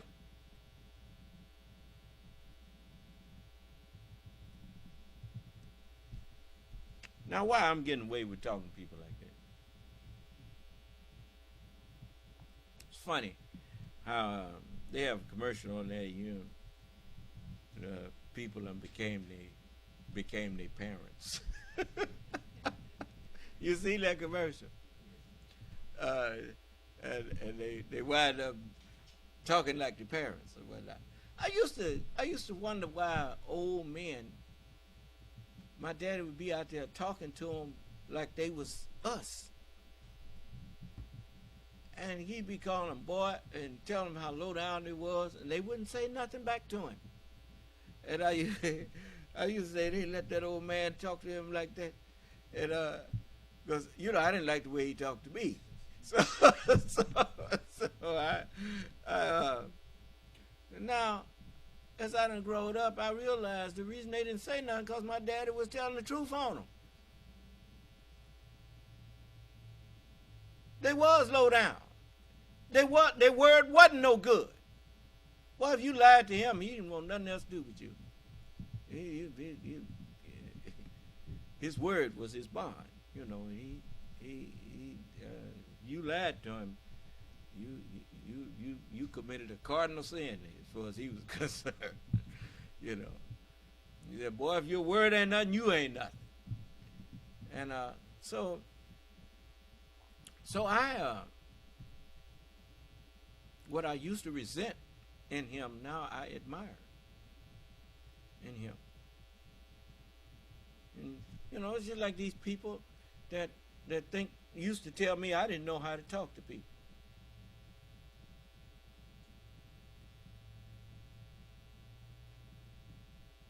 How do you talk to people with truth? Put some clothes on it. The minute you put some clothing on the truth, it's not the truth anymore.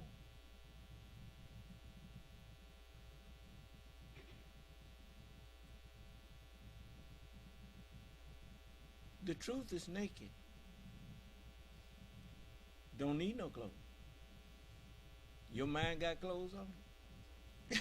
There you go. The mind is naked. Why? Because light is clear.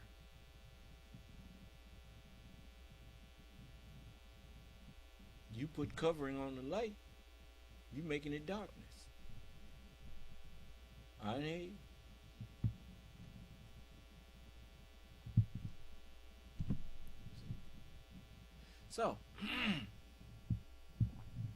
So this is life.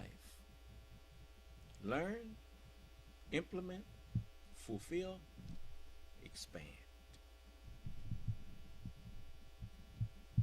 Yeah. Don't overthink it. once you've did it, and you can look back at it, then hindsight is always going to be 20/20. But if you start overthinking your creation, then the thing ain't going to never get created. Because you're going to talk yourself into it and talk yourself out of it. You're going to think yourself into it and then think yourself right out of it. Do you hear me? Okay. So, you have a good idea. If you see a way to finish it, then implement it. Finish it. Then you can perfect it after you get it here. Do you understand? You came here in a work in progress. You say, well, that thing can't do nothing. Well, it's got to get out of this womb here. Because it can't finish growing if it's going to stay in the womb. We caused to remain in the wombs for an appointed time, till an appointed time, and then we bring you forth as babies. Huh? Yeah. So that what? We can complete your growth. That we can perfect you. You can't perfect it staying up in one womb. No. Get the thing out there. Study it. Then improve on it. Do you understand? Well, that's what we're going to do. So,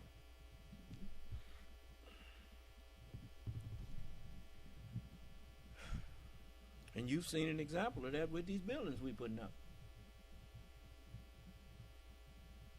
Don't let nobody talk me out of doing something. You know, well, you know that ain't going to be. But look, this best I can do right now. I'm finna do this. You know, because what I'm supposed to do, wait until I can build skyscrapers before I start doing something. I ain't going to never build nothing. You have to work your way to those things as your mind expands. So, you know, just like, you know, it's things that I'm going to show you in a minute. But it's nice to have brothers who don't mind tackling something. I mean, we got brothers with us that are just on the same page as I am in their mind about what we building. They ain't interested in somebody coming in here doing it for us. We want to do it. And we gonna do it. So all praise is due to Allah. Any questions? It's good to see y'all's faces. You know, it's I miss seeing your faces. It's nice to see everybody.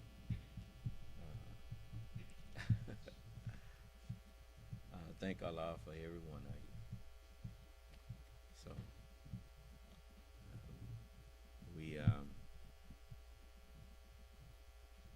we have a little flock here. But that's what's written. Fear not, little flock, but it's your Father's good pleasure to give you the kingdom. So just have patience, and you're going to have everything that you need, then everything that you want. You see, just do like I tell you. You'll be all right. Anybody have any questions?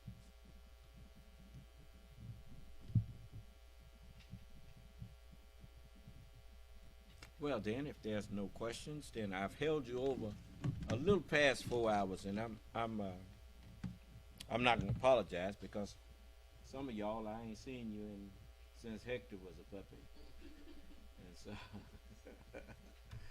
so I'm just enjoying looking at you, and we will let you go, and then I want y'all to follow me outside here, and May Allah's salam alaikum